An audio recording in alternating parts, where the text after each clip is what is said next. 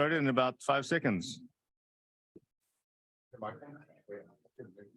I wasn't speaking into it well enough.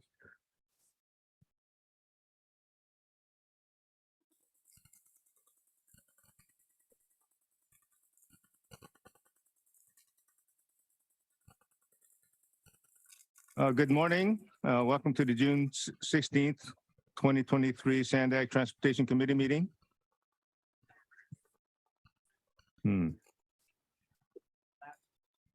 I'll go ahead and call the meeting to order, and before we go forward, I gotta hit the gavel somewhere, huh? Good morning. So before we go forward, I would like to ask the interpreter how to access interpretation. Carlos, can you please go ahead? Thank you, Chair Shu. I will begin with the instructions for Zoom interpretation. Muy buenos días. Se está ofreciendo interpretación simultánea al español. Para hacer uso del servicio, solo es necesario que se desplace a su barra de controles de Zoom. Por lo general, en la parte inferior de la pantalla, ahí verá un icono de interpretación. Parece un globito terráqueo, como ve en pantalla. Le da clic y selecciona español o Spanish como su idioma. Ahora, si está utilizando la aplicación móvil de Zoom, presionaría los puntos suspensivos, luego interpretación y luego el idioma. Simultaneous interpretation is being provided to and from Spanish. To use the feature, please scroll down to the bottom of your Zoom screen where the meeting controls are. There, click on the interpretation icon, it looks like a little world, and select English as your language. If you are joining through the Zoom mobile app on a cell phone, tablet, or other mobile device, you would press the ellipsis, the 3 dots, or more, then interpretation, and then choose your language. Ahora bien, para quienes nos acompañan presencialmente en la sala de juntas y necesitan interpretación al español, por favor diríjanse a la recepción del piso 7 y soliciten un receptor. Este parece un pequeño iPod y se puede usar para escuchar la reunión en español. Simplemente sostiene el auricular junto a su oído y la interpretación comenzará automáticamente. Now, if you are joining us in person at SANDAG and need interpretation into English, please check out a headset from the receptionist on the 7th floor. It looks like a little iPod, and it comes with an earpiece which you can use to hear any Spanish comments or questions translated back into English. Simply hold the earpiece to your ear, and the interpreter will come on automatically.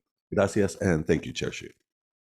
Thank you, Carlos. I'll ask our clerk, Francesca Webb, to confirm that we have a quorum by doing a roll call.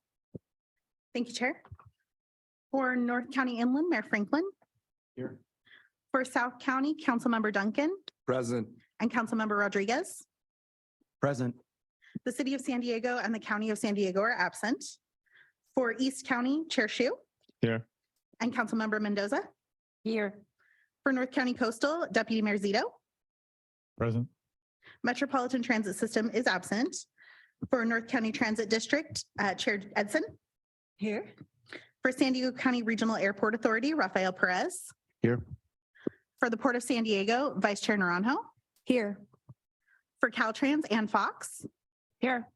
And for the Southern California Tribal Chairmen's Association, Chairwoman Pinto. Here. And that completes the roll call, and we do have a quorum. Thank you, Francesca. We've been running a lot of our meetings pretty late, so I'm going to go to 2 minutes for all public comments today. So Francesca, do we have any general comment, public comments? We do. Tim Bilash, you can go ahead and step up to the podium first, and then we'll move on to Zoom and start with Blair Beekman. My apologies to the committee, Timothy Bilash up in Del Mar, San Diego City area. I think I speak too much at these meetings, but you do such interesting cross-discipline things that SANDAG is to me primarily a transportation agency, but it's being asked to do everything else that no one else is doing. So my kudos again to the work that you do. I've probably done more computer programming of computers than anyone in the room at the moment, and done data modeling. I have training in science, chemistry, mathematics, particularly physics. So I see things from a slightly different perspective, and I want to reach to the future of transportation a little bit. Kudos to SANDAG for including the huge amount of data processing that they're doing and making that available to whoever, because you can't make decisions in the dark. But I'd like to make a plea that I think one of the things that may be missing is access to science. And one of the things I've learned primarily in the last 5 years is the difference between science and engineering. And I try to pay some attention to it, but there's so much going on. And it's not just PhDs at universities or companies that are trying to develop a product, but it's fundamental increases in understanding about generation of electricity using fusion, about new materials to use in constructing concrete potentially, carbon fiber. You have a nice demonstration of a rubber cement on the pedestrian bridge over by the stadium. And so what I would propose is to consider having a specific committee that reports to somewhere to SANDAG composed of scientists and not necessarily academics. And so that's what I wanted to raise this morning, and I please continue your efforts.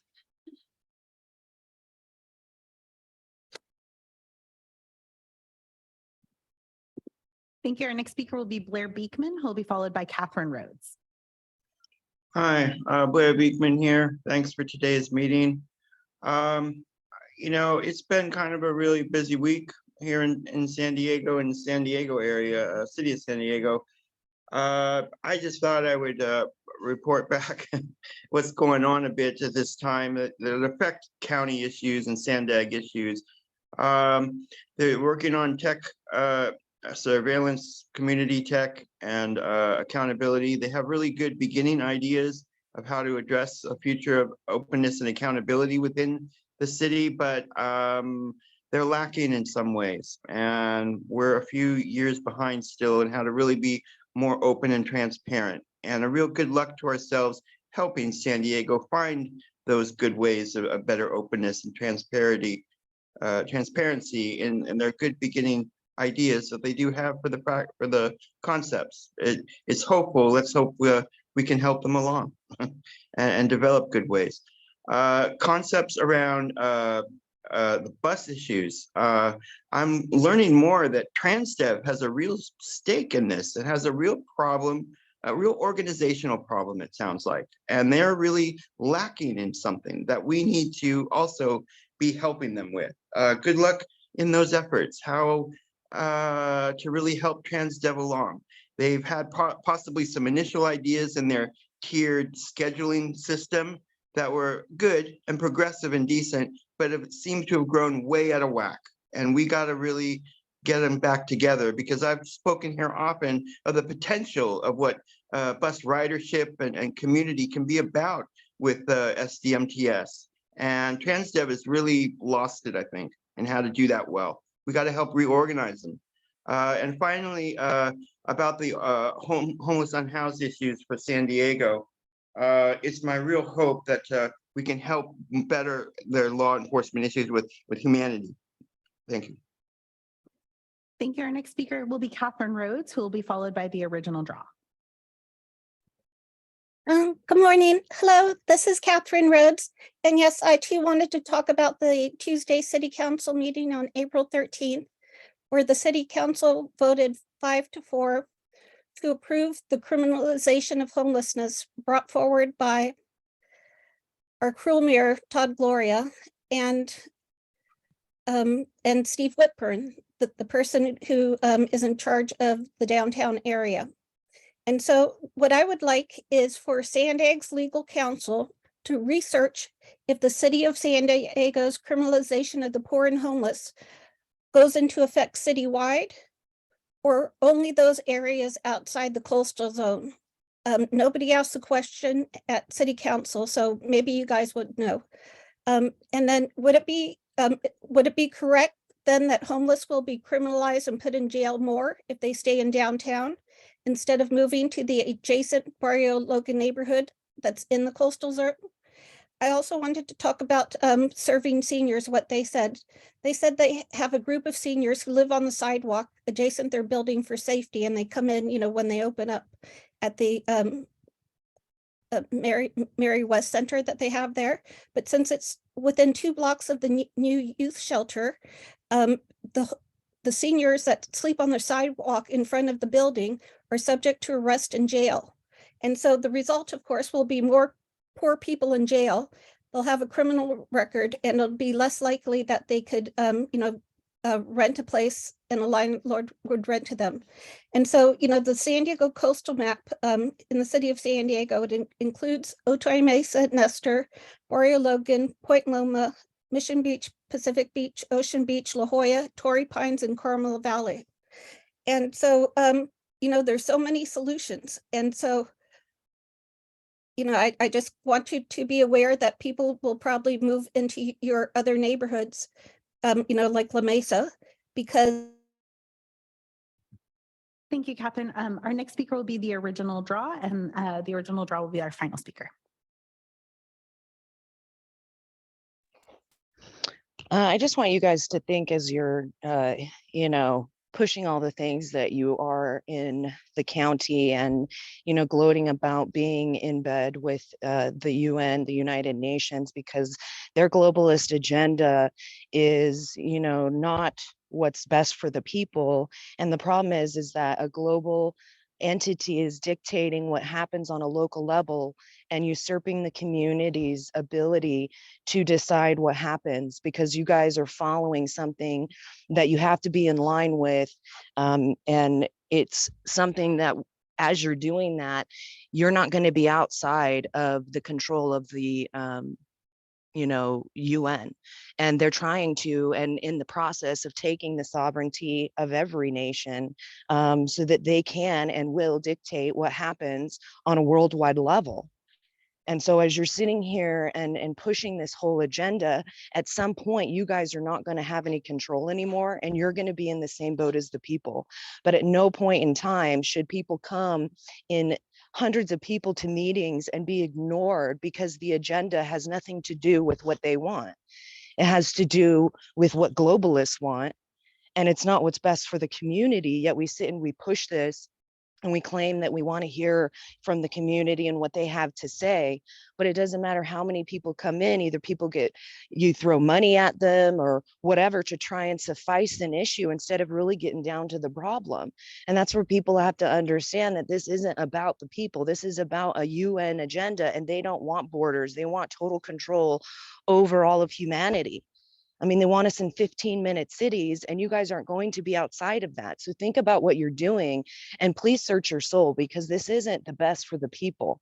And if that is what you want, then you need to reassess your allegiance with the United Nations and look into all of those people pushing these things, because they're very, very nefarious. That concludes the public speakers. Thank you, Francesca. We'll go on to Chair Shu, Yes. I'd like to correct the record. Roll call left me out. I am representing North County Coastal, and I have the clicker. So it'll be my vote, not David's. And I just wanted to be sure we were clear on that. It's nice to see him here. It's great to have some voices for North County Coastal along with Jewel. Yes, and we should also record Vice Chair Campillo is here as well. And Chair, Yes, through the chair, I have a board member comment. sure. So we'll go ahead and do general comments from board members. We'll start with Joel. Thank you very much. In addition to being chair of NCTD, I'm also chair of the LOSAN agency, which operates the Amtrak Pacific Surfliner service along the coast from San Diego to San Luis Obispo. At SANDAG last Friday, I provided an update to the board regarding the service reductions, which began on Monday as a result of the impacts from the most recent hill slide in San Clemente. While LOSAN has made the difficult decision to temporarily reduce service, we are committed to maintaining vital passenger connections between San Diego, Orange, and Los Angeles counties by providing ongoing bus bridges so that customers may complete their journeys. Although impacted by track closures through portions of San Clemente on and off since September of 2022, LOSAN has continued to serve tens of thousands of customers every month. The Pacific Surfliner has long been the most popular inner-city rail route in California and is the second busiest inner-city passenger serving rail corridor in the nation. Even at our lowest ridership during the track closure, we continue to serve more customers on a monthly basis than our two sister Amtrak agencies in the state, the Capital Corridor and the San Joaquins. Despite the rail closure in May of 2023, our ridership exceeded over 106,000 trips, with more than 35,000 customers utilizing the bus bridge between Oceanside and Irvine. LoSAN expects to have more information by the middle of next week regarding the timeline for a barrier wall solution that will allow passenger service to safely resume. While in an abundance of caution, passenger service was suspended, freight was only halted temporarily and has been running at reduced speeds and capacity since June 6th. LoSAN is urging Metrolink to complete the barrier wall project before Comic-Con and opening day, which are both economic drivers for our region. Fingers crossed, everybody. Thanks, Chair. Any other member comments or? Yes. Pinto? Good morning, Erica Pinto, representing the Southern California Tribal Chair Association.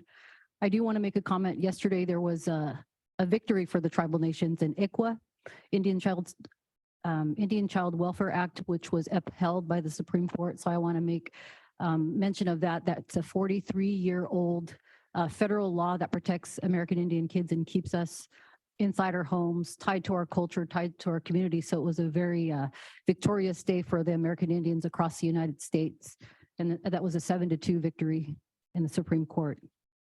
I also want to mention we had our Q2 Native American Advisory to Caltrans meeting on Wednesday. And one of the big topics is a cultural resources subcommittee that we've developed within the NAC.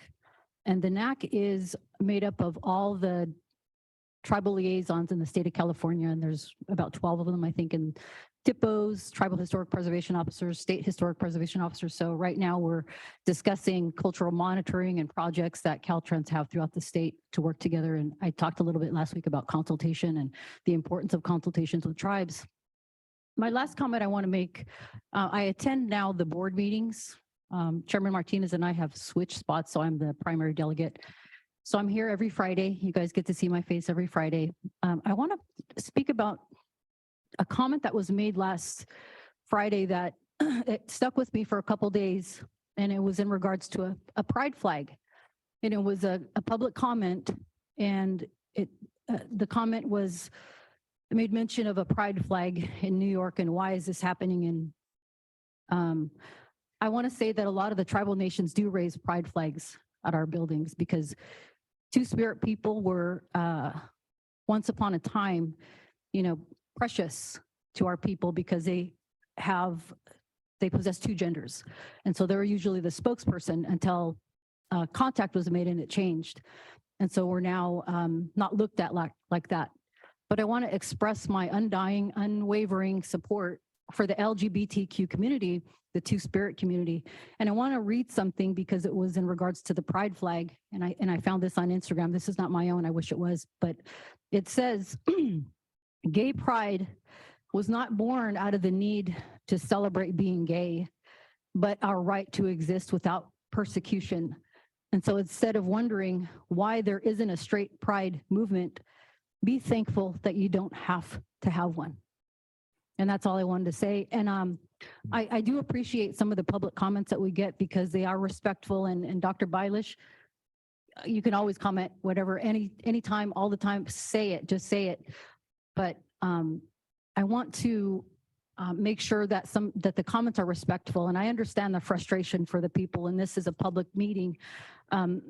I had to do this at my tribal meetings because sometimes they can, the frustration and the passion could get the better of us and sometimes say things that may be, that are hurtful. And so I just want to say that I do appreciate when the comments are respectful because we always want to hear them, but also want to acknowledge that sometimes, we should be mindful of how we say things because you can always say whatever you want. It's how you say it. Thank you very much. Thank you, Ms. Pinto. Any other comments? If not, I have just a quick announcement. Together with Caltrans, City of La Mesa will be having a kind of like a workshop event dealing with the improvements on the 125-94 exchange, which is near La Mesa and the city of Lemon Grove in Spring Valley. This is a exchange area where we've had rush hour traffic problems, congestion problems for many years, and there's some improvements coming. And Caltrans will be making a presentation of their phase 1 and phase 2 of what's being planned for that intersection. So I want to thank Caltrans for putting on the event. The event is happening on the 20th in the evening at MacArthur Park at our community center, City of La Mesa. A similar event was also held in Spring Valley. So I hope the community is aware that we have lots of people working on that congestion problem, and I hope we come up with solutions other than simply expanding the roadway. So that's next week. If there aren't any other comments, we'll go on to the agency report with Antoinette Meyer. All right, good morning. I'm sitting in today for Colleen Clemenson, our Deputy CEO, who is off for a long weekend. I have a short report, but it's actually full of a lot of really good news. So we learned last week that the San Diego region is slated to receive more than $260 million from the California Transportation Commission through the SB1 programs. Of that, $140 million is recommended for SANDAG and Caltrans for the Otay Mesa East Port of Entry project. 18.5 is recommended for SANDAG, Caltrans, and the Port of San Diego for the Harbor Drive 2.0 port access improvements, and that includes dedicated truck lanes, ITS solutions, electric vehicle charging that will really help to not only improve freight and goods movement, but also air quality around the National City Marine terminals. 103 million is recommended for SANDAG and NCTD to double track and replace the 80-year-old wooden bridge across Bataguitos Lagoon. So we'll get a new modern concrete bridge and just over a half mile of double track. That's really critical rail infrastructure that will add the capacity that we need to support future service increases. And then we also got separately a $1.1 million award for low sand through the federal crossing elimination program. So for this level of funding to come into the region in 1 week alone is a really big deal. And it wouldn't have happened without the partnerships that we have with many of you. So congratulations to all of us. And I also just want to thank all of the staff who worked incredibly hard to make that happen. Also earlier this week, we opened 4 more miles of HOV lanes with Caltrans on I-5 as part of our North Coast Corridor program. And that's a total then of 13 new miles between Oceanside and Carlsbad. And you should have received a notice that the draft amendment to the 2021 regional plan was released this week. And we will be coming to our next board meeting next Friday on June 23rd to hold the public hearing on the proposed amendment to the 2021 regional plan. And then last but not least, our staff is organizing a beach cleanup this weekend in Imperial Beach. We want to invite all of you to participate. We're doing this in partnership with the Surfrider Foundation. So if you're interested in joining us, be there at 10 o'clock in the morning, and all the supplies will be provided. You just need to show up. So we hope to see you there. Thank you, Chair. That concludes my good news report for the day. Thank you, Antoinette. Any public comments on the reports? Thank you, Chair. We do have public comment on this item. Blair Beekman, you can go ahead. Hi, if it's okay, I'd like to comment on, chairperson's reports on issues of the Pacific Surfliner. If that's okay, that it's my understanding that the Surfliner is much beloved and it has been a great rail and service. I'm worried that to want to continue its rail service through the ocean coast area may be a bit too much to work for and ask for. And as there are already rail lines available to continue its service, I hope we can want to use, possibly take advantage and use those lines instead of all the millions and billions of dollars to reestablish along the coast. I'm sorry to have that sort of feeling, but I guess it should be mentioned and considered in your options of what to do with the future of the area. Sorry to be a stick in the mud.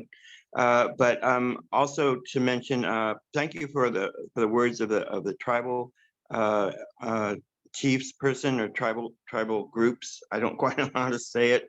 I lack a certain understanding of how to offer better language for tribal issues and such. I hope that isn't seen as insulting, and if it is, I hope I can be corrected in good faith and good positive energy to work towards issues. And because it's my sincere hope that the work I do in tech accountability and openness and just good practices can be of real interest to tribal nations, say in the future building of internet and broadband in their areas, that to have a good set of accountability ideas and openness and public policies.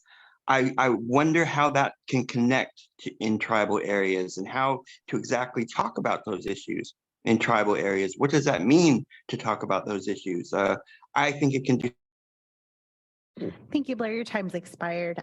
The next speaker is Original Draw, and the Original Draw will be our last speaker on this item.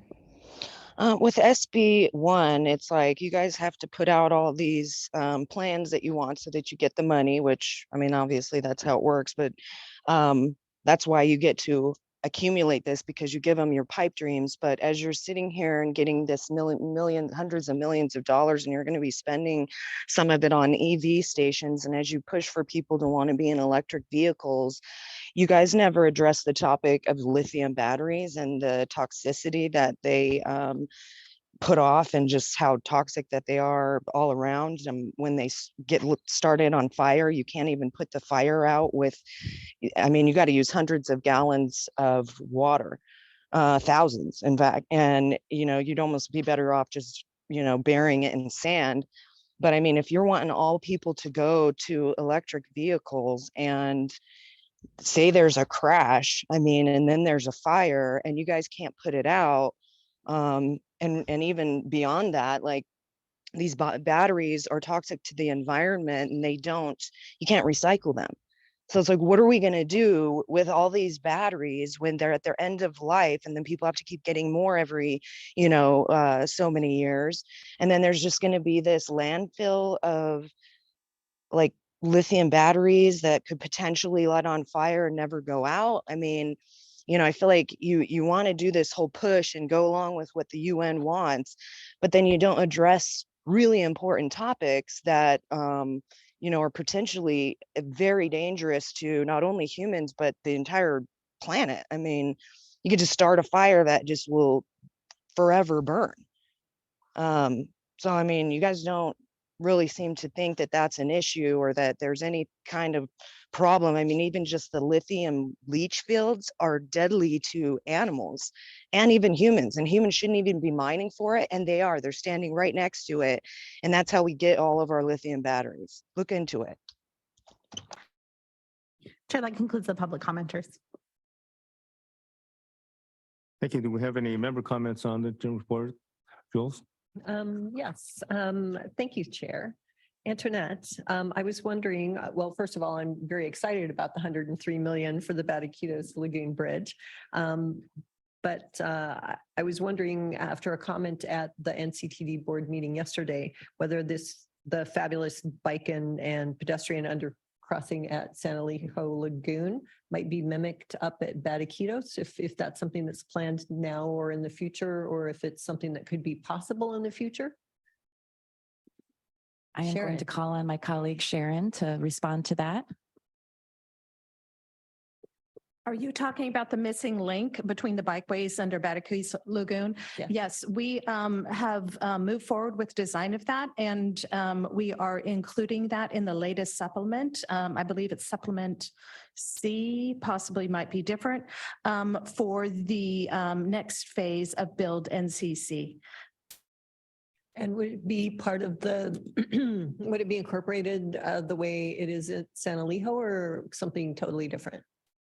I think it will be similar to, it will be a similar style and feel to the bikeways on either side. Okay. Yeah, the one at San Elijo is fabulous, and it's been very well used by the community. So thank you. Thanks, Chair. Any other comments from board members? If not, we can go ahead to the consent calendar. Any comments on the consent calendar? If not, we can entertain a motion to go forward with the consent calendar? If no comments, I have a motion to move on the consent calendar. Chair, we do have one public commenter. We have on the public consent comment. calendar. Let's go ahead and take the public comment for consent. The original draw, you can go ahead. I just wanted to comment on what I brought up to you guys before, even in the last meeting, about the public restrooms, and that you guys have opportunities to provide this in every city for free. You know, we act like this is just not possible because they're going to cost so much money, and everybody wants to say that because nobody wants to take responsibility and actually do something. And they act like their hands are tied because it's just so expensive and there's no options when there's street furniture companies, JC DeSau and Outfront furniture, and they manage and maintain it for free, and you guys put advertising on the outside of it, and they even provide all the street furniture, all the stuff that you guys want to build and spend money on building. You can have that provided for free, all of it maintained, and all of it in the whole smart street stuff that you want. And then you get money off of it for advertising. So then you can get more things for the people, add more bathrooms. So, I mean, you know, we're sitting here and making people suffer and acting like everyone's hands are tied when they're not. It's just like the lithium battery stuff. Like, we present things to you guys, you never really like acknowledge it or take it seriously. And, you know, people are suffering, and you have at your hands an opportunity to offer them a service that even you want. I mean, you guys can get up and go to the bathroom whenever you want. We have workers that are suffering and having health issues, and people who are riding transit who have nowhere to go. And, you know, you're not even willing to look into this and offer it up to the people at no cost to you. In fact, you actually make money off of it. So it's like, I don't understand why nobody wants to look into this. And we continue to talk about so many other things like an EV charging station, and yet the bathrooms just go untouched because nobody wants to do their job. So, I mean, someone needs to look into that because I found it in 2 seconds. It's ridiculous. Our next speaker is Blair Beekman, and Blair Beekman will be our final speaker. Hi, Blair Beekman. Thank you for taking my public comment at this time on the consent calendar. Hopefully I can keep it to a minute. I just wanted to quickly comment on the Transnet bond issues that you have in your consent calendar that I hope that I think is in a consent calendar, and that I hope if nothing else, you can be able to work on these new bond issues to consider SDMTS ridership issues and customer service and ways to develop better customer travel and smoother travel and different ways for travel experience. That I'm still really hopeful what SDMTS can do with their current ways that can be working. And coming from San Jose, I'm really impressed how you can things can be developed. And so good luck in those efforts. And I quickly wanted to offer that as the city of San Diego is developing this new law enforcement system to define, to address their unhoused issues, I hope it can be time, since they've now defined the law enforcement things, to start working on more of its humanitarian aspects that they do have. And I hope they can learn to more openly talk about that end of it. And I think things can better develop in those terms. Thank you. That concludes the public comments. Thank you, Frank Jessica. I'm going to remind members of the public that comments have to be related to the agendized item. That's would be really helpful. The other point is that all commissions, boards, city councils are prohibited really from acting on items that are not agendized. So we may hear public comment. I can assure you that I know the elected officials and staff listen to them. We may act on them, but we cannot act on them during the session. So moving on, any board member comments or questions with regards to the consent calendar? If not, I could entertain a motion to move on the consent calendar. So moved, Edson. Joe Edson moves. Second. Second by Duncan. Let's go ahead and vote.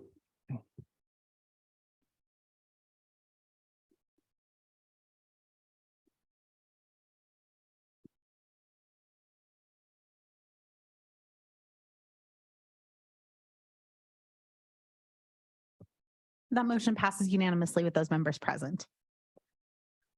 Thank you. Let's go on to item number 6, annual report on public transit. And we'll have Zach here to kick off the presentation.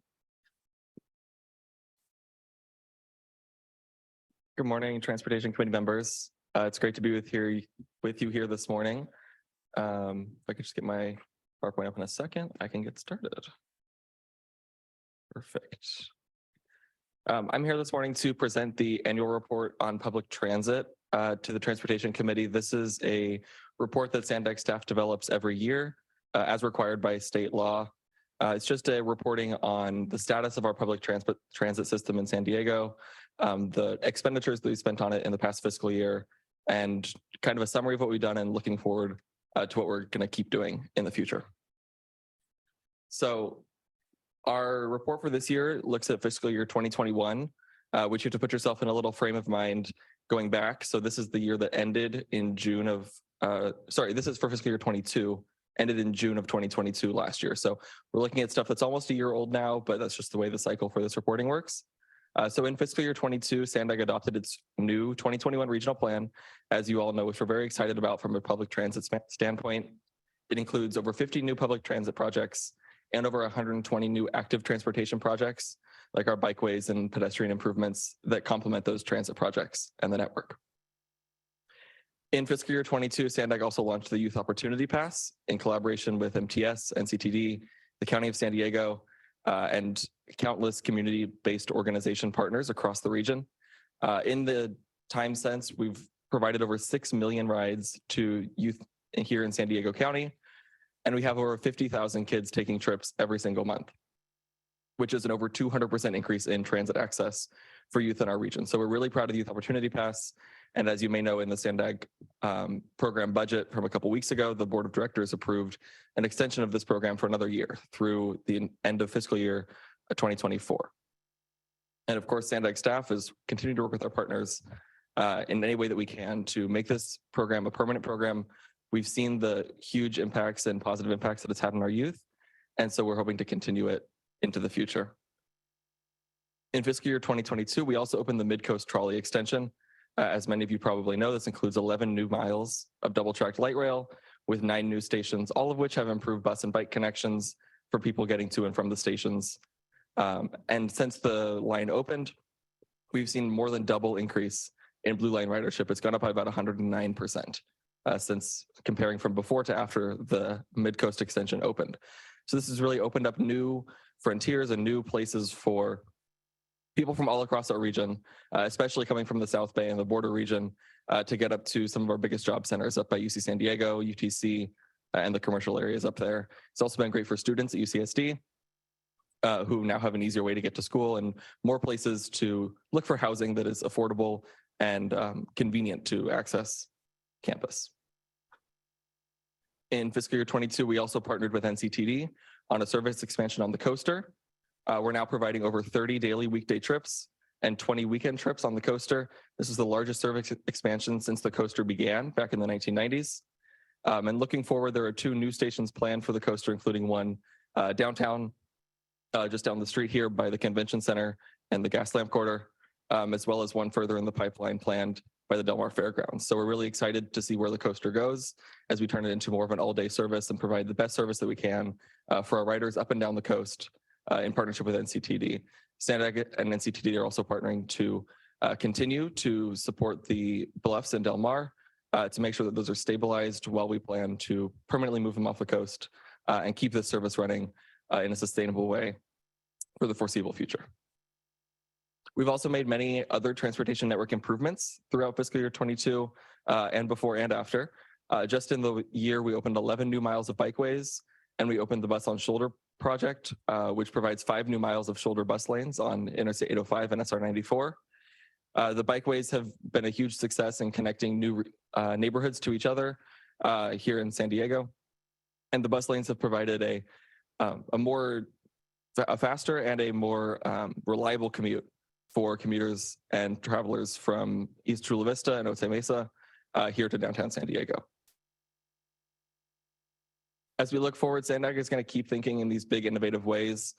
We just started early planning on our Purple Line rail which will connect many of the region's most densely populated residential areas to some of the biggest job centers in the region. That's National City, City Heights, Kearney Mesa, Sorrento Mesa. So we're really excited to see where that goes. We're also planning for improvements to the Blue Line and at San Isidro Transit Center. This is being done in coordination with MTS to make sure we can use the San Isidro Transit Center to its fullest capacity in the best way that it can. It's the busiest transit center on our network, or one of the busiest. And of course, it connects the United States and Mexico at the busiest land border crossing in the world. So we're trying to make improvements there for our riders who depend on that station and who depend on a ride from San Isidro to downtown and beyond.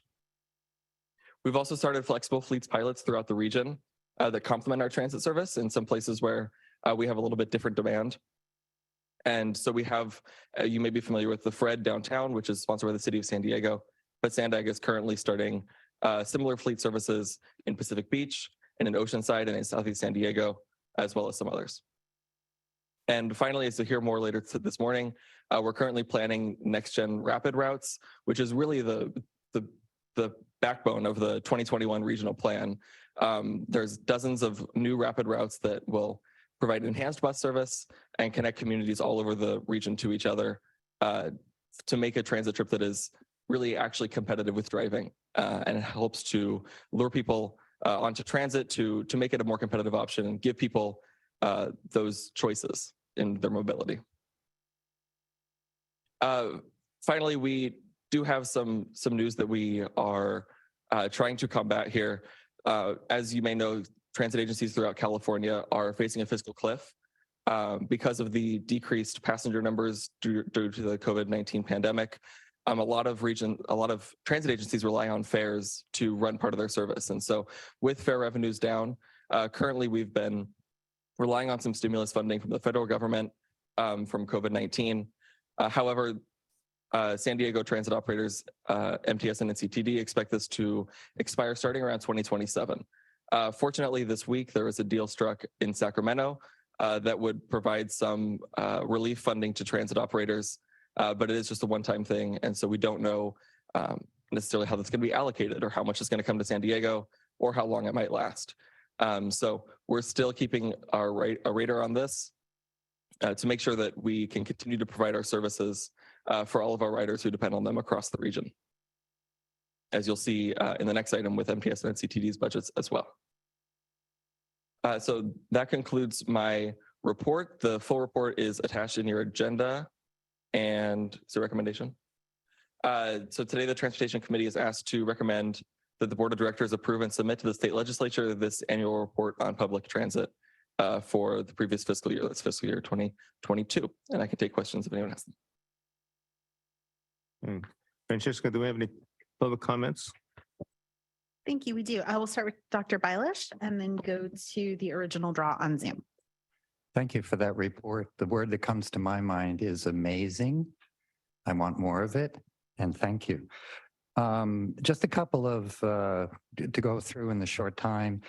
I went to an Escondido planning committee for the first time Tuesday, and they were talking about housing, providing housing in the city and meeting the state requirements and other kinds of things. And what came to my mind is that we have different jurisdictions dealing with trying the connection of transportation, which is the purview of SANDAG to begin with. And so we have cities, we have unincorporated cities are cities, unincorporated areas are relegated to the county. And then we have the byways that pierce through them and connect everybody together.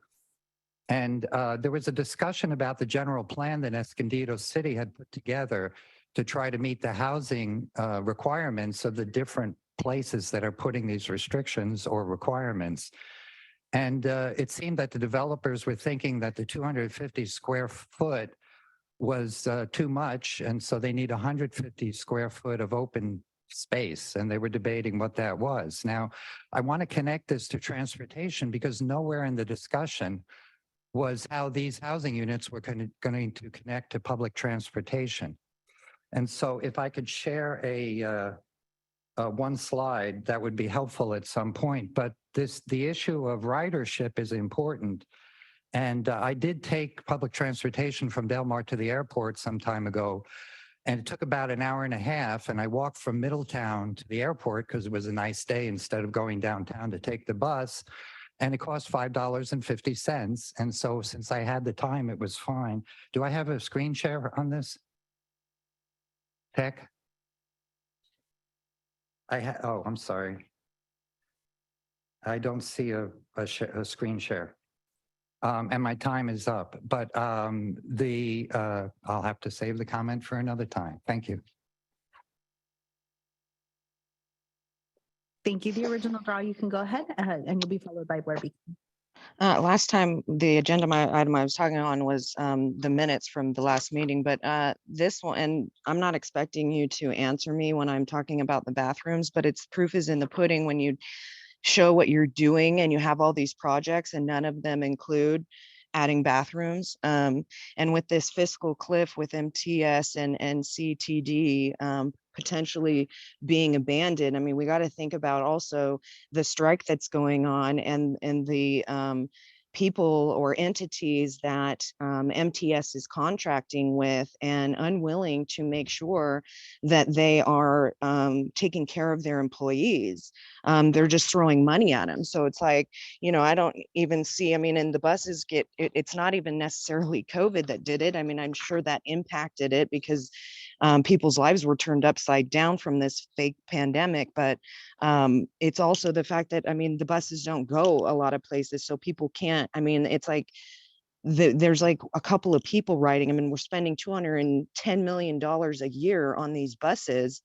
And it's like, and then, you know, people are quitting, they're on strike, you know, the conditions, I mean, they're having their own employer lock zip tie bathrooms and stuff like that. I mean, so if we don't ever get down to the bottom, all the things that are wrong with that, then the funding will never come in because they're not going to think it's got a viable entity to even throw money at when they can't even, you know, run the company well and like provide things for their employees or just make sure.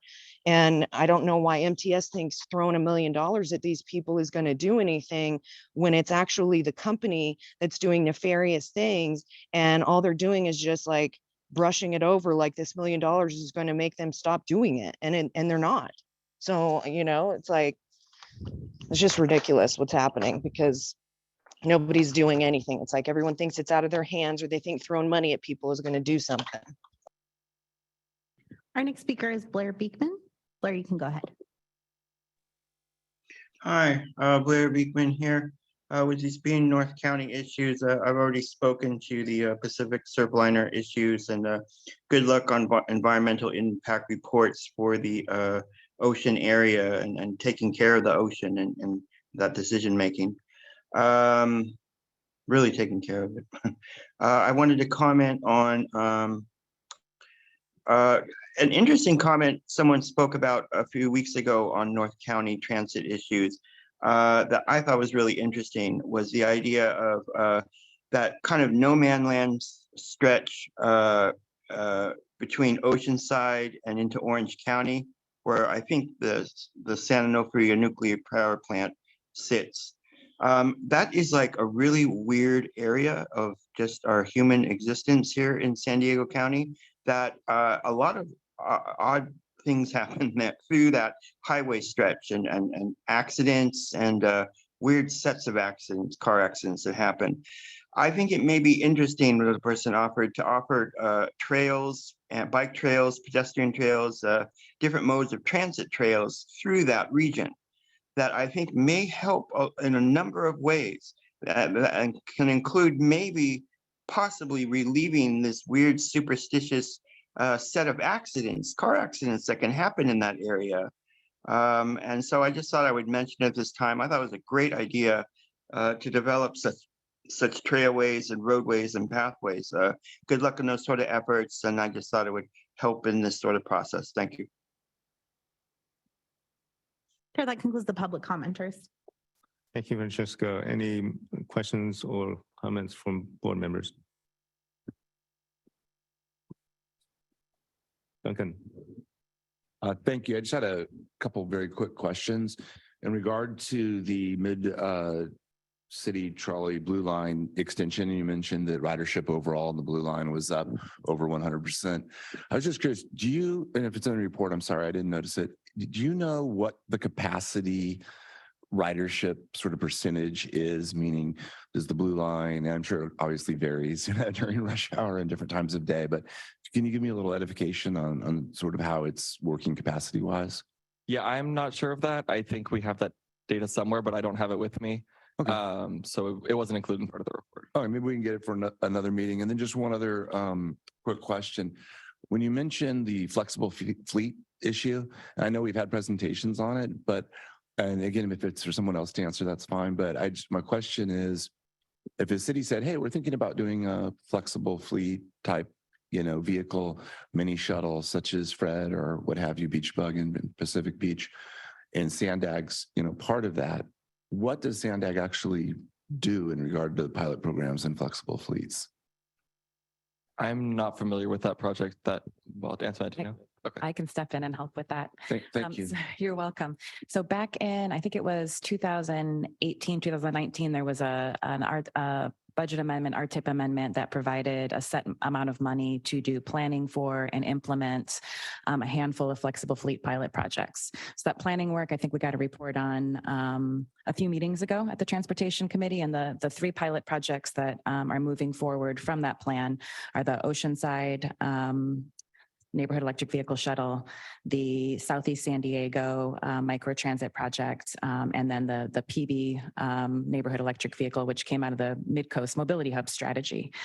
We also have a bench of flexible fleet service providers. There's different categories of providers: microtransit, the Fred type neighborhood electric vehicle service that any city, MTS, NCTD institution can tap into. So we did the contracting in such a way that it would meet all of the requirements and needs of other agencies throughout the region. So that bench is available to anybody who wants to tap into it.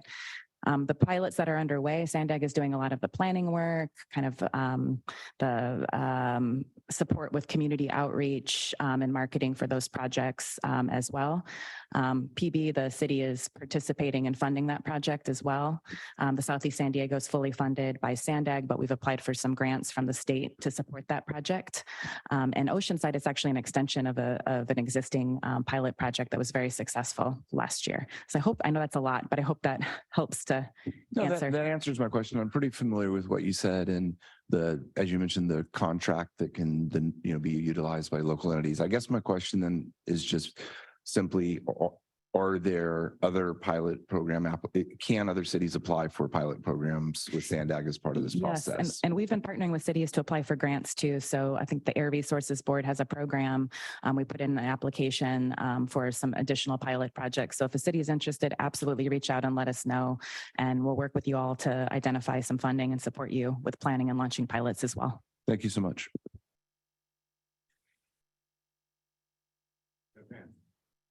Plans.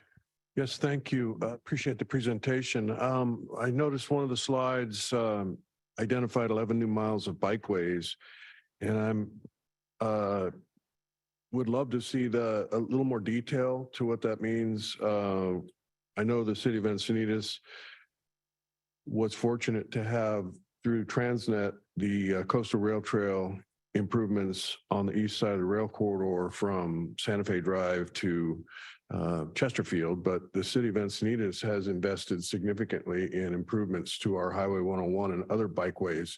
We have a program whereby any street that is slurry sealed generally gets restriped to take into consideration complete streets concepts and improvement to active transportation. And I think that SANDAG should be doing more to account for those improvements in these reports so that it is more detailed. And one of the challenges that we have in Encinitas has to do with quantifying the mode shift that this has created.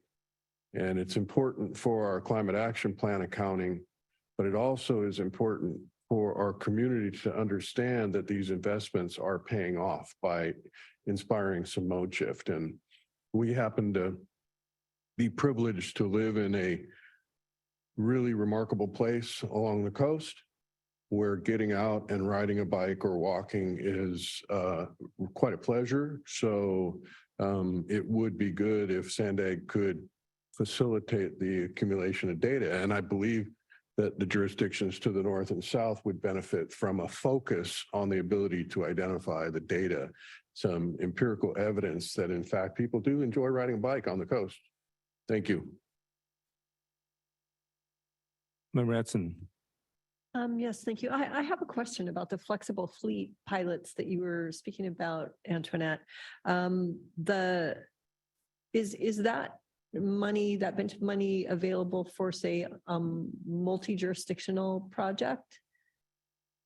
So the funding that we had that's dedicated to flexible fleet pilots was a small amount that will not even completely fund the 3 pilots that we're working on now. We are trying to identify, though, a more permanent source of funding for flexible fleets moving forward. I mentioned the grants that we've put in with the state, and we've got our eyes open looking for other opportunities. Many cities would like to implement flexible fleet pilots. We're excited about the potential as well. So just know that we're looking to bring more resources to the region for that.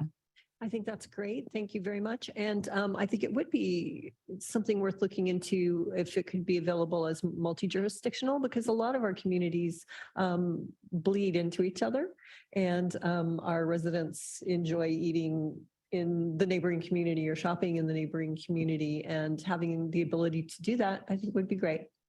Thanks. Any other comments or questions? Any other comments or questions? So if not, I'm going to ditto Mayor Cran's point with regards to SANDAG accounting for what cities are doing with regards to active transportation and trying to monitor it. So for Mayor Cran, just for your information, City of La Mesa, we dedicated some additional funding to look at mode share to see if it's making a difference. And I think when we do start measuring if there's a shift in more people riding or not, we can actually find out what's causing or prohibiting more people from riding. So that's moving forward. And I think working with SANDAG on that is great, because then we can not only share data, but maybe alternate which years we actually collect data as well. So that's moving forward in La Mesa. I would encourage other cities to do the same, because it does play, it's been a missing part of our climate action plans. We set a goal, but we don't measure it. So that's what's going on in I think many of our cities. Any other comments? If not, this is an item that we need to vote on to move forward the report. Do I have a person making a motion? Okay. Moved by Campillo. Second by Edson. And second by Edson. Let's go ahead and vote.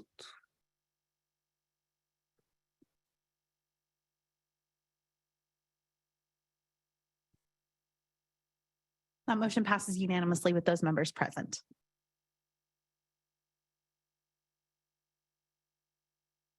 Great.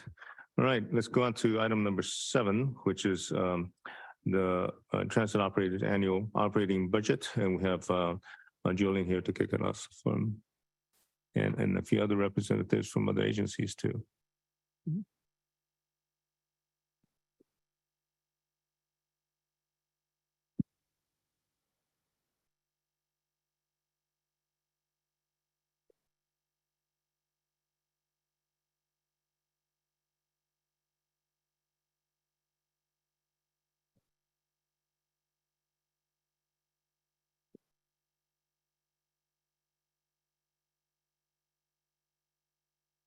All right, good morning. My name is Julian Podgruszewski. I am the Senior Budget Program Analyst here at SANDAG. I'm here to kick off the proposed FY24 Transit Agency Operating Budget. With me is MTS and NCTD to speak in depth on their presentation.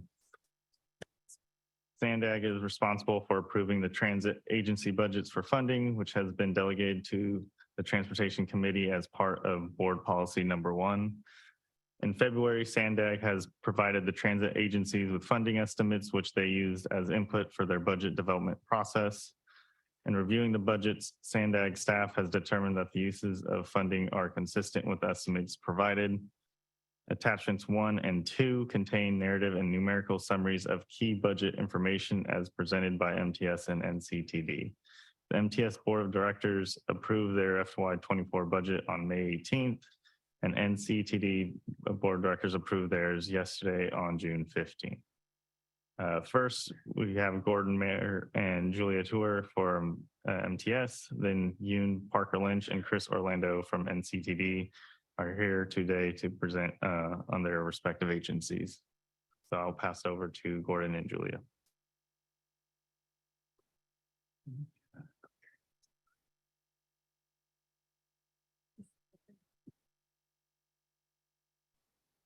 Good morning. My name is Gordon Meyer. I'm the operating budget supervisor for MTS, and I'm joined also by Julia Tour, our manager of government affairs. So this morning, I'm going to provide an update on some of the highlights from our fiscal year 23, as well as a look ahead to our FY24 operating budget that was just adopted in May last month. All right, so the first highlight we want to take a look at is our ridership. So heading into FY23, we were initially projecting a 16% growth over FY22 levels. At our mid-year adjustment that we did in January, we revised that target to 26% based on the experience in the first half of the year. Our system-wide weekday average ridership was up to 240,000 prior to the work stoppage, which represented about 85% of our pre-pandemic baseline. So we've been trending in the right direction. For FY24, we're estimating an 11% ridership increase over FY23, which represents a slow and steady growth pattern similar to what we've seen the last couple of years. So another highlight from fiscal year 23 is the completion of the customer satisfaction survey. So MTS partnered with the Red Hill Group to conduct surveys of more than 1,800 of our passengers.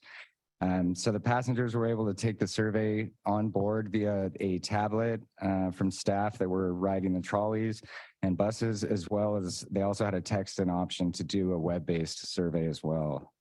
We offered that survey in multiple language options, including English.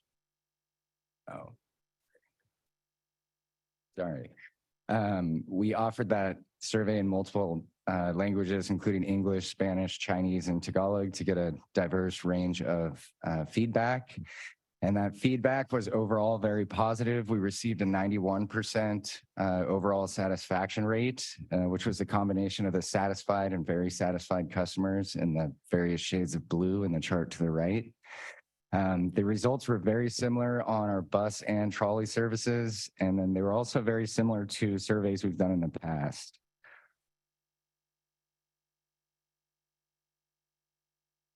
So another area of focus for the agency has been the continued work on the deployment of our zero-emission buses. So the California Air Resources Board, or CARB, passed the Innovative Clean Transit Rule, or ICT, years ago, requiring the California transit agencies to convert their fleets to zero emission by 2040. MTS has 5 bus divisions, 4 for our fixed route, which is our 40 and 60-foot buses. And then we also have 1 in Kearney Mesa for our ADA paratransit, as well as our minibus services. And so all of these facilities require charging infrastructure, which we're at various stages with today. But one of the highlights of the rollout or the early transition to zero-emission buses has been that we've prioritized the disadvantaged communities for implementing the first buses that were delivered. So we hope to attribute a lot of those initial benefits specifically to the disadvantaged communities. So as I mentioned, construction is at various stages at our existing divisions. So at our South Bay location, we currently have 24 charging positions. We expect to have a total of 73 by 2027. Next, in the middle of next fiscal year, we're launching the Rapid 227, which is our first fully electric route. And it's where we're going to be deploying our first 60-foot articulated electric buses that we received in a TIRCP grant. At our downtown Imperial Avenue division, we expect to have 30 charging positions by 2024. In Cream Mesa, 27 positions by 2026, and then ending the project with 32 more positions in East County by 2028.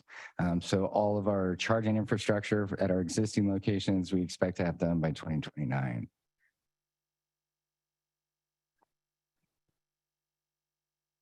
So we've talked about what's going on at our existing facilities, but all of our facilities currently today are at capacity given our current service levels. So this means that for any future service expansions, especially with the extra footprint required from the zero emission infrastructure, we need a new facility. And so in order to start working on this project, we conducted an analysis for a site selection. And based on that analysis, it was decided that a site along the 805 corridor would be optimal in order to be closest to our future service expansions.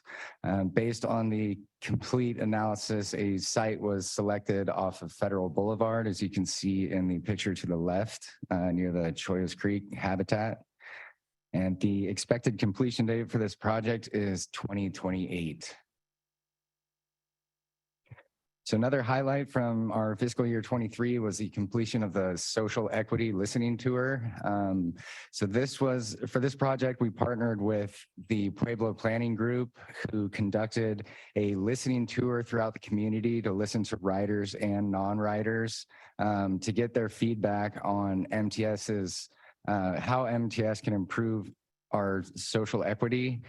And so that listening tour ended with a report on findings and recommendations. Those findings were broken into programs, amenities, customer service, and operations.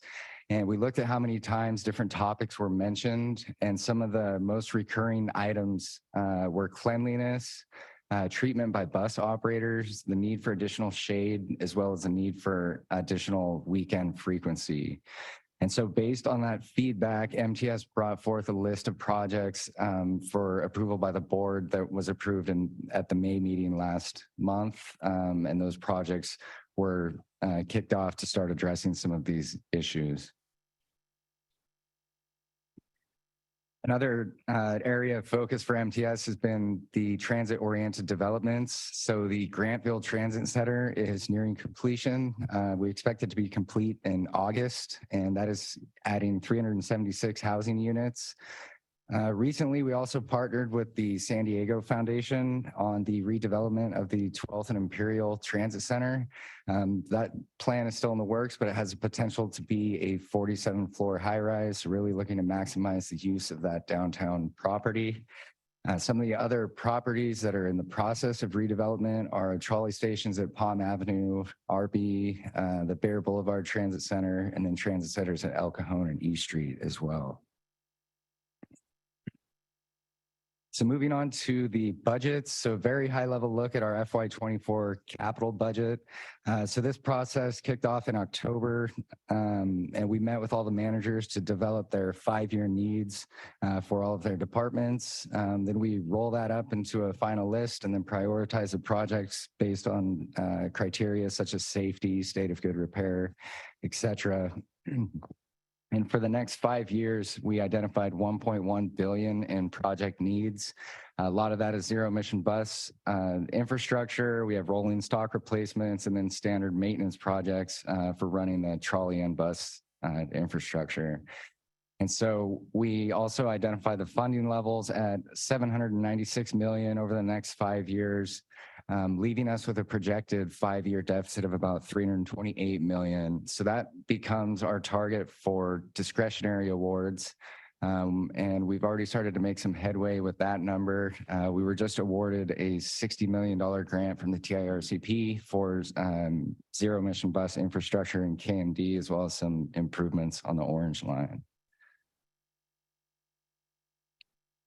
So moving on to the FY24 operating budget. So this was just adopted by our board in May last month, and it included a significant structural deficit with recurring expenses exceeding recurring revenues. Our revenue recovery is still ongoing. For passenger revenue, we're projecting steady growth for next year, and we're projecting an 11% increase overall, but not yet getting back to our pre-pandemic baseline. For sales tax revenue, we're using the SANDAG projections for both TDA and Transnet. For next year, that's a 1% growth over our FY23 figures, as there is some slowing in the economy forecasted, as well as a possible recession. On the expense side, we have some pretty significant increases. The biggest driver being increased service. Like I said, we're launching the Iris Rapid in the middle of next year, and we're also restoring some service that was cut back during COVID. And coupled with that, on the service side, we have some significant rate increases for both our fixed route and our paratransit contracts next year as well. Fortunately, we have federal stimulus funds to cover the deficit this year and for the next couple of years. MTS has received $220 million of CARES Act funds in total, coupled with $140 million in American Rescue Plan or ARP funds in total. And so through the end of FY24, we're projecting to have used about $226 million of our total pot, leaving about 35% for the remaining fiscal years. So here's a look at our actual revenue and expense schedule that was just adopted. So top line, we have our operating revenues. So that's our fare revenue, essentially increasing by about 10.8 million or 11.7%. That's really the 11% ridership increase that we mentioned before. The non-operating revenues, that's our subsidy revenue, growing by 1.8 million or 0.7%. That's mostly the TDA and Transnet that's forecasted to increase by 1%. So overall, our combined revenues are projected to increase by about 12.7 million or 3.7% next year. So moving down to expenses, so personnel costs are expected to increase by 9.3 million or 5.7%. That's some wage growth coupled with some steep increases with our health and welfare costs, as well as pension costs are increasing significantly as well. Purchase transportation, so that's our first transit and our Transdev contracts. So that is projected to increase by 13.9 million or 15.3%. And that's the increased service combined with the increased rates. Outside services is increasing by 6.3 million or 15.4%. That's really due to some large one-time maintenance projects, such as we have tie replacement on the Orange line. We also have the SD8 drive unit overhaul, a very expensive midlife overhaul for a segment of our LRV fleet. And then we have other facility maintenance projects that are making up that large jump. And then on the energy side, we're actually forecasting a reduction this year of about 4.5 million or 8.6%. And that's really because the commodity cost for both CNG and electricity in FY23 was just through the roof. And so we're still budgeting high commodity rates versus the historical trends, but we're not assuming the crazy January that we saw this year, which that alone is about a $3 million reduction. So we're forecasting still high, but not as crazy as last year. And then lastly, we have all other expenses increasing by 1.6 million or 4.9%. And that is mostly in our risk management costs. The insurance premiums for both excess liability and property insurance continue to go up by 30 to 40% per year. It's just been a really harsh market. And so that's what's driving that figure. So all in all, combined expenses are growing by 26.6 million or 7%. And so if you look at the line in red, we're forecasting a $51.2 million structural deficit, which we are able to cover with federal stimulus funds for this year. So this slide is a 5-year look at our operating budget. So on the operating revenues on the top line, we have passenger revenue growing slowly, but still not getting back to our pre-pandemic baseline, even in this 5-year forecast. And then on the subsidy revenue line, we're using the sales tax growth targets that were provided by SANDAG for both TDA and Transnet. For recurring revenues in total, you can see that it's growing slowly. And then on the expense side, we have short-term high inflation assumed, as well as overall expense growth averaging about 4% per year through this projection. And this also reflects information that we know, like our contracted purchase transportation rates and whatnot. So it does utilize the information that we have available at this time. And so you can see the red line, we have the net operating deficit starting at 51.1 million this year and then growing to 65.9 million in FY28. And then if you look at the second line from the bottom, we have federal stimulus funds to cover these deficits until partway through 27, where we hit the impending fiscal cliff. And so to talk about some of the options that we're looking at for addressing that fiscal cliff, I'll pass the presentation over to Julia Tour. Thanks, Gordon. So, thanks. There we go. Okay, so looking at the state budget and addressing the fiscal cliff. So MTS has been working closely with the California Transit Association, as well as other transit agencies throughout the state on transit efforts and transit operation funding needs. So back in January, the governor's initial proposed budget included cuts to various capital transit programs. And so we started working together to create a budget request.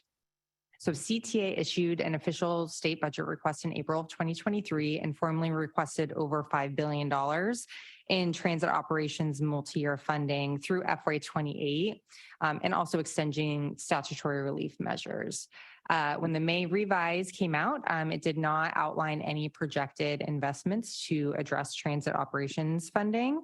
The governor did include a statement recognizing the significant operating challenges for transit agencies and welcome discussion on potential near and long-term solutions. So then fast forward to just this past week on June 11th, the Senate and Assembly released their identical FY24 budget bills, AB and SB 101, and significant funding for transit capital and operations above the governor's proposed budget.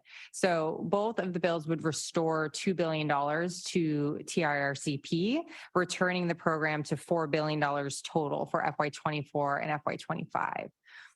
So this funding would be distributed on a population-based formula for investment in capital projects. However, agencies would have the flexibility to direct up to 100% of that funding to meet operational needs contingent upon specified accountability provisions.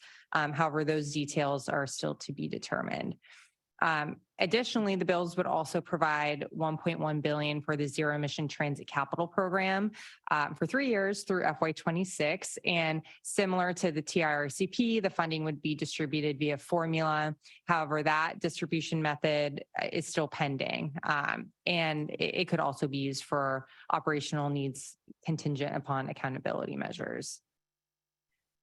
So yesterday, actually, the Senate and Assembly passed their bills. So now moving forward, there will be continued negotiations to take place between the legislature and the governor's administration on final agreement.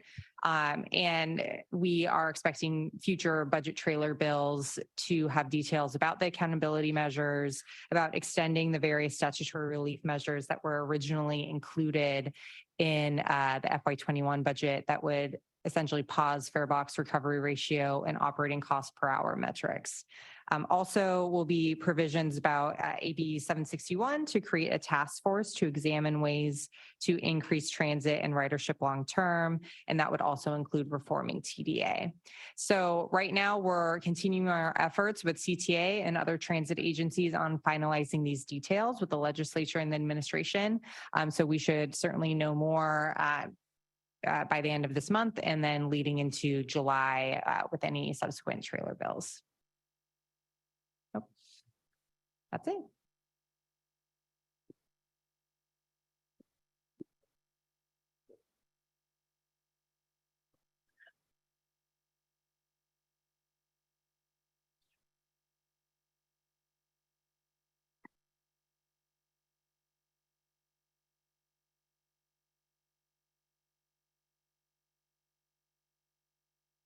Good morning. I'm Chris Orlando, Chief Planning and Communications Officer for North County Transit District. And I'm here with Yoon Park Lynch, North County Transit District CFO. We're going to present our FY 2024 operating budget and capital improvement program, which I am pleased to say our board unanimously approved yesterday. So present for you. Okay. Our North County Transit District's operating budget and capital improvement program are guided by these 7 strategic area of focus. These areas of focus provide strategic direction for the operating budget, so guide the things that NCTD is going to undertake in the coming fiscal year, and inform the capital improvement projects, so the projects we plan to advance in the coming fiscal year. I won't talk about all 7 of these for purposes of time, but I'll go and touch on a few. So in FY 23, we completed a comprehensive market analysis project with Deloitte Consulting. The goal of this project was really to look at what were the no regret moves in terms of building ridership. The report produced 18 specific recommendations under these 5 areas for helping us grow our ridership and increase service quality. So I'll talk about a couple of these and just highlight some of the areas. So emphasize reliability and frequency. We know that good things happen when we increase frequency. When we added coaster frequency in October 2021, we saw more than an 84% increase in coaster ridership in 1 year. So when we add frequency, we see positive results. So the plan will include a restoration of breeze frequency that was reduced during the operator shortage, and moving forward capital projects that'll help us get to improve frequency in our Sprinter corridor over the long term. One of the areas of focus for NCTD,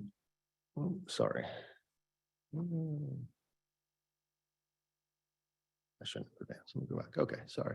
I got ahead of myself. Okay. Keep riders safe and comfortable. So we know that safety is critically important to ridership. Last year, we formed an employee-based safety committee. And this year, we're adding code enforcement inspectors and contracted security. We've also increased our contract with the San Diego Sheriff's Department to ensure our stations and modes are safe. But we also know that successful security is not just about enforcement, but engagement. So our sheriff's unit has been working to connect unhoused populations with needed services.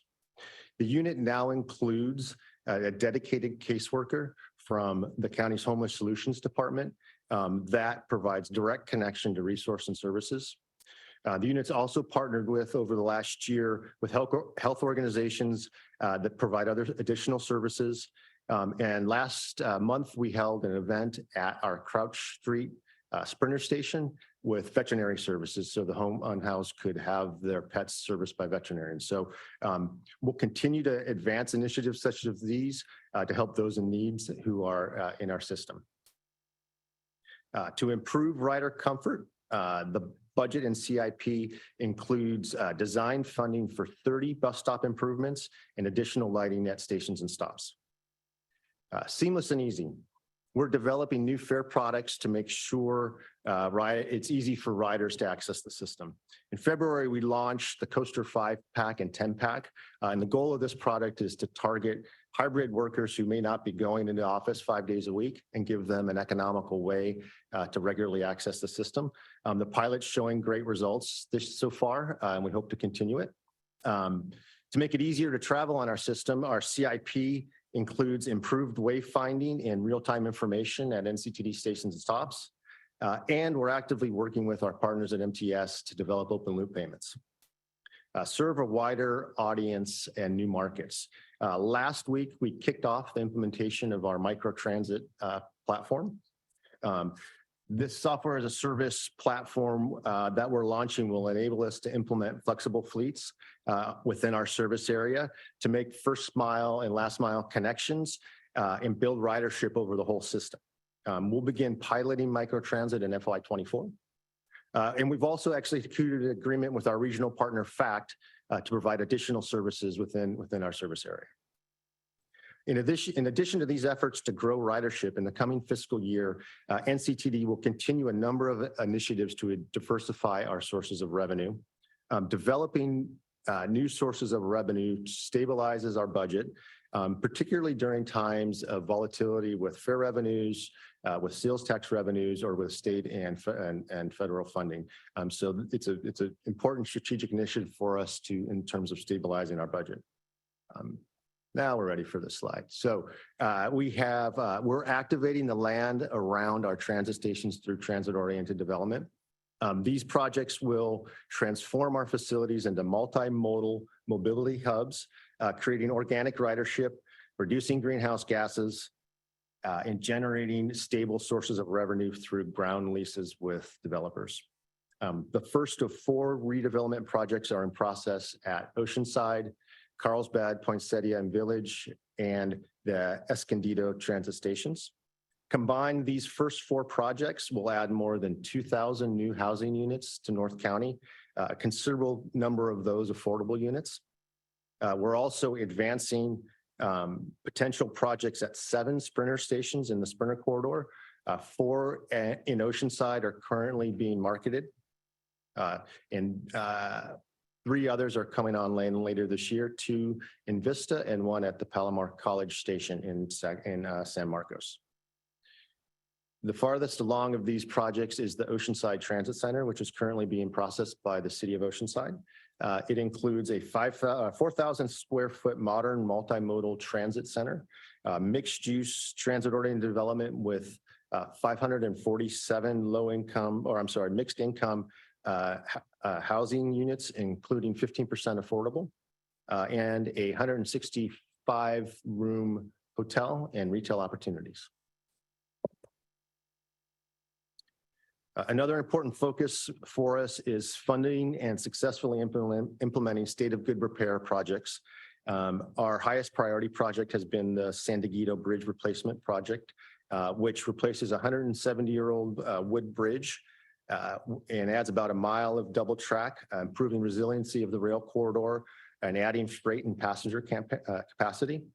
We were very pleased to have worked with SANDAG to secure state grant funding for the first $100 million of this project, and are hopeful that NCTD's pending federal application will be successful to provide the remaining $130 million to fully fund this project.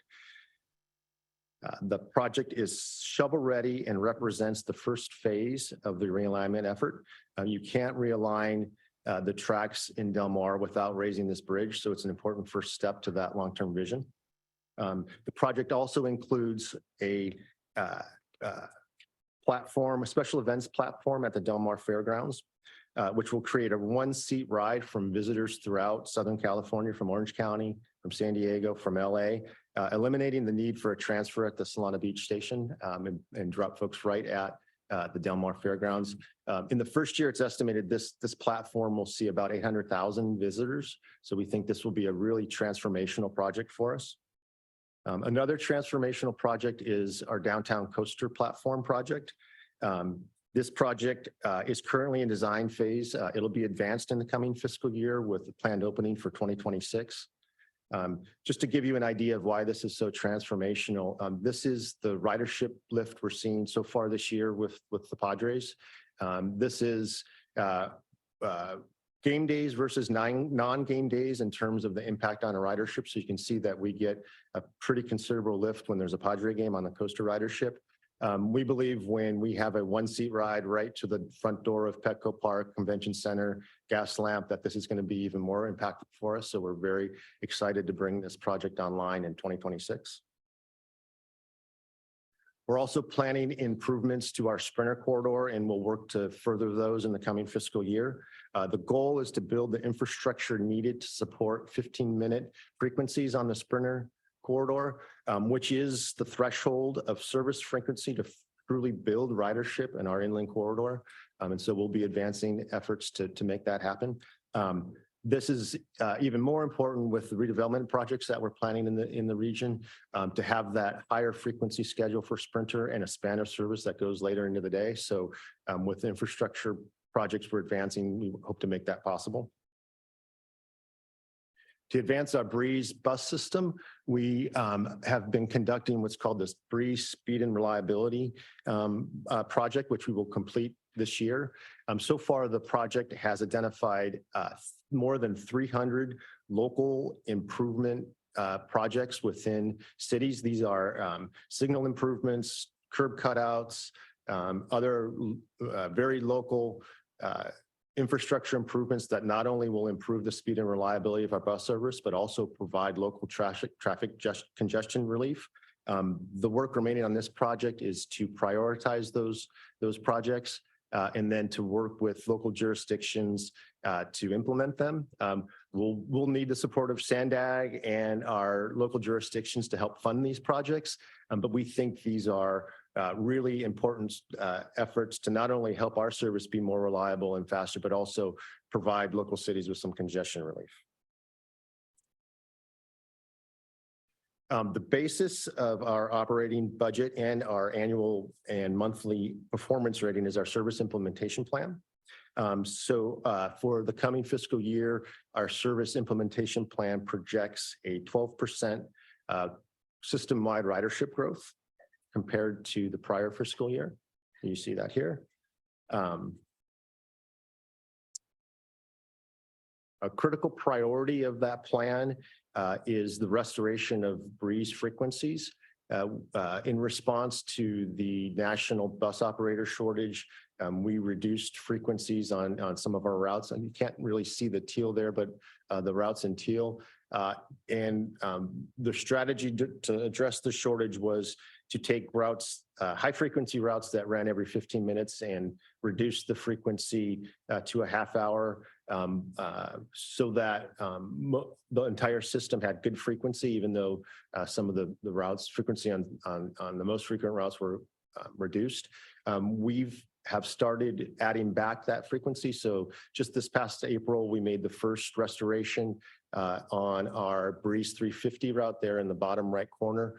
This coming October, we will restore more service, and then April 2024, we'll complete the restoration of those frequencies that were reduced to address the operator shortage. In addition to the Breeze service restoration, the service implementation plan maintains service level on our Sprinter service and does not include a previously planned expansion of coaster service due to a lack of Transnet funding. But it does maintain that 12% growth in ridership. So with that, I'll turn it over to Yoon Park Lynch to talk about the budget. So some of the operating budget assumptions that we have built in our budget is that first and foremost, NCTD has a conservative approach on how we budget our revenues and expenses. So from the revenue standpoint, we budget our projections for TDA, Transnet, FTA, and SDA funding. Those are provided by either the State Controller's Office or by SANDAG. We also project our fare revenue collections based on ridership projections. We do not incorporate unknown or probabilities on other sources of revenue. So our budget is very conservative in that approach, meaning that there's a high certainty that those revenues will be materialized. On the expense standpoint, we also very conservative in the sense that when, for example, we budget for staffing levels, we budget at 100% staffing, which, in reality, that doesn't really materialize. Like any agency, you have vacancy throughout the years. But our approach of being conservative ensures that we are resilient in the event that there is let's say, some changing revenue sources for Transnet. So it allows us to have the capacity to respond when there is some impact on our revenues. But again, our approach is to be conservative. So some of the things that I do want to highlight is that there will be a slowing revenue growth in the upcoming fiscal years. SANDAG has estimated that the growth for Transnet and TDA, which is derived from sales taxes, is only anticipated to increase by 1% FY24. And then as well as the FTA formula funding, there was a significant increase in funding last year, related to the infrastructure bill, but that growth is now being tapered down. So we're only anticipating a growth of about 1.8% for this coming fiscal year. We are within our budget. You will see that we have significant one-time expenses.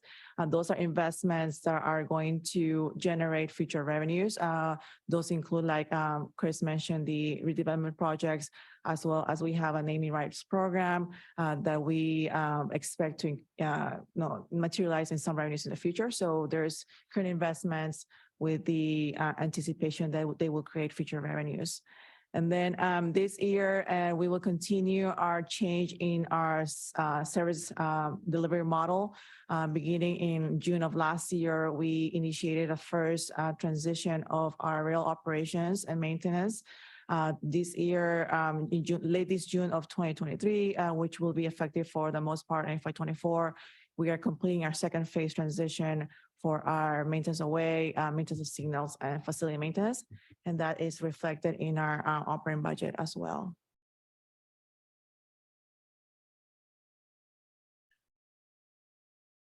So back, like I mentioned earlier, back in April 2021, our board approved the in-house transition of our rail operations and maintenance that will support employee retention, more robust training, accountability to our customers, as well as support a zero delay program.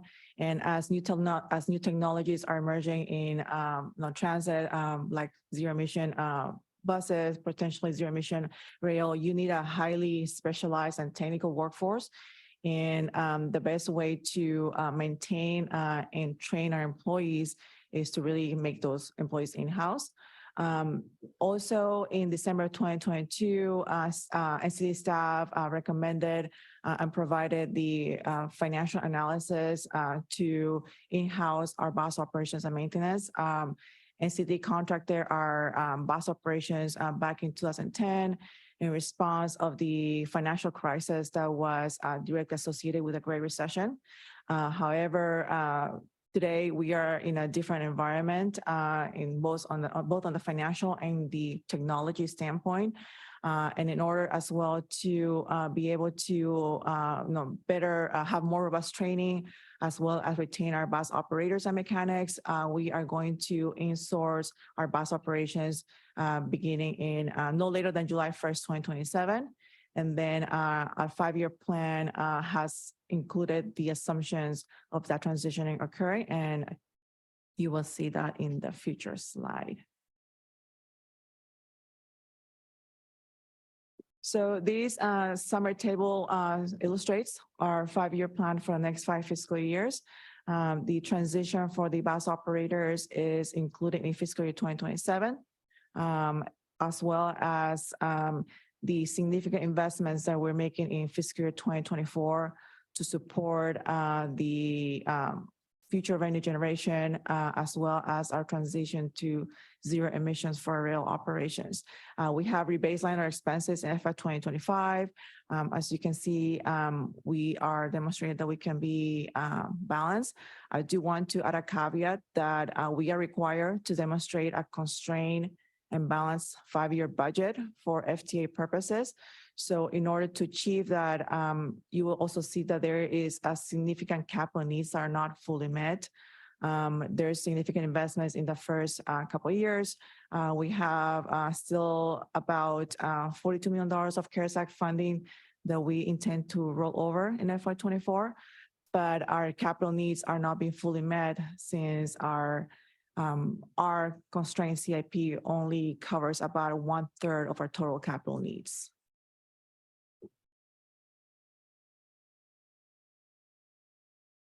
So as I mentioned earlier, total capital needs for state of good repair are close to $400 million for NCTD. However, if we account the capacity enhancement projects that are managed by SANDAG, total capital needs are close to $1.3 billion. I also want, within our constraint CIP for FY24, most of our investments are related to maintain a state of good repair, as well as some funds that have been committed for the coastal downtown platform, Derma Bluff stabilization, and the San Diego bridge replacement. We also continue significant investments in the infrastructure to support our transition to zero emissions for our bus operations. We're currently in the design phase of a new West operations hydrogen filling station that will be able to support up to 50 hydrogen fuel cell electric buses. So that concludes our presentation, and we are available for any questions.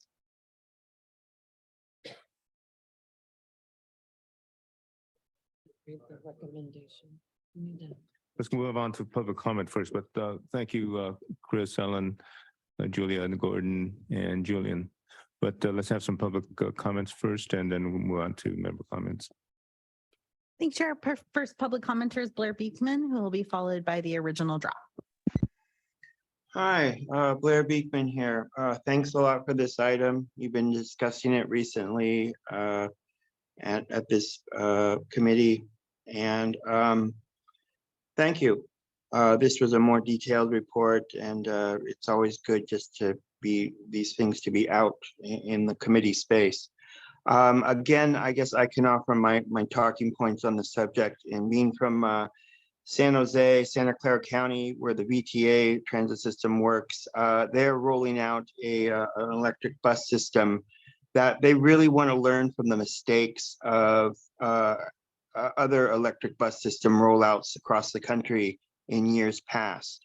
And for you guys to exchange notes with them exactly what that is. Good luck in those efforts and how to do that. I think it can be interesting. I know some activists are worried of the electrification rollout, but I don't know the depth of that argument yet, but I feel it's an interesting, good idea, and it has some backing, and good luck on how to work on these things. The ideas were mentioned of first mile, last mile, wayfinding issues that I mentioned actually at public comment time that is related with the smart kiosk items within San Diego city government. They're having a real problem how to be more clear in the surveillance and technology aspects of Wayfair technology. That there were a few items that the concepts of open and public policies and accountability practices with technology really have to play an important part in your decision making and how you're going to work on these projects. I think if you do concentrate on those things, really interesting ways of thinking and working can open up to yourselves, and just how to view issues. It can be of real help, and I hope you can look into those sort of things. And good luck in supporting worker rights issues in different countries that will be mining all the minerals for this electric future. Thank you. The original draw, you can go ahead when you're ready. Yeah, so just piggybacking off of Blair, I want to say that the lithium batteries are super toxic. They're very deadly. They will start on fire and they can't be put out in a reasonable amount of time. And so that's why, you know, as we go into this zero whatever emissions or whatever, that we look into that and think about that this may not be the best decision, especially if you want people to ride these buses and then say there's a fire and they can't get out. What do we do? You know what I mean? It's like, don't deal with the problem when it comes. Look into it before you get there, because this is a very dangerous path to go down. But I do appreciate NCTD and their pursuit to bring employees back in-house. What my question is it that you're going to start by July 2027, or you plan to have them all back in-house by 2027? I'd like to know that. And what I was going to say about MTS is because I was actually going to say that they shouldn't be getting this funding until they make sure that their employees are taken care of, because you know, you sit here and talk about not having employees and having to change the amount of times, the frequency of the pickups. Well, if this continues and people are continue to be treated the way they are because of the contracts that MTS has with these entities, then you're going to be coming down the same road again. And so, you know, they need to also be looking at bringing contracted employees back in-house and not allow these people that they are contracting out to because it reflects badly on all of them, on MTS, on you guys, anybody who rides the buses, because they don't know that they're all separate. They look at it as one entity. So that needs to be looked at, because they shouldn't be getting this money if they can't, you know, do well with their contracts and ensure that their employees are being taken care of. And if they can't, then they need to bring them back in-house immediately. That concludes the public comments on this item. Thank you. Any questions and comments from members? Mayor Krantz? Yes, thank you. I appreciate the presentations. It is pretty scary to see the state of the MTS budget. I noticed the PowerPoint made reference to a significant structural deficit, and I would point out that that is not exclusive to MTS, but it is a statement of the way this country funds public transportation. And it is a sad state when we address issues related to climate change and have a public transportation system that does not operate with the frequencies that are necessary to encourage people to get out of their car. So while I don't expect SANDAG, this board, to be able to address that particular issue, I just felt compelled to make that clear that it isn't, I don't think it is a symptom that the MTS board can address very effectively, especially when ballot measures require 2/3 voter approval.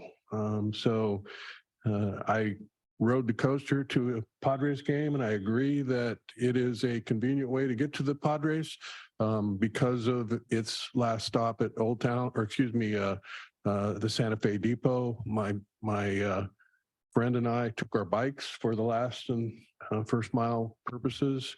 There weren't very many bike racks out in front of Petco, but we found a spot to lock them.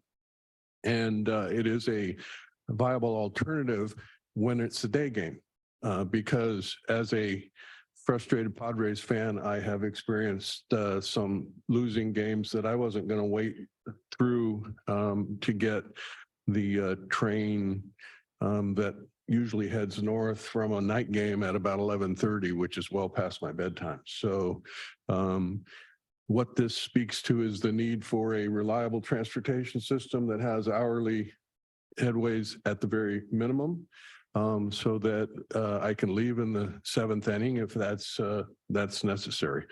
I also took the trolley from Old Town to a Padres game the other day, and again experienced some frustration with when my son and I and his daughter wanted to leave the game. So it could use some improvement all the way around. I also want to express that I find the Pronto app to be very frustrating. So my hope is that there's some development going on with that.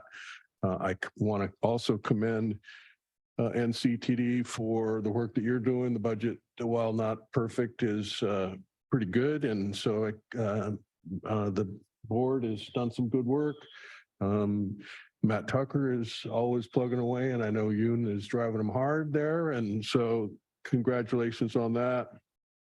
I also want to point out that there is now a Rail Safety and Community Enhancements Committee at NCTD, which is addressing quality of life issues. And when you have a Class 1 railroad going through your city from one end to the other, it's important to be able to address quality of life issues. So I just wanted to make those comments. Thank you. Any other committee members with any comments or questions? Councilman Duncan. Thank you. And this comment would go to both agencies that presented today. When I look at the title of our item 7 agenda item, proposed fiscal year 2024 transit agency operating budgets, you know, I look at the budget, right?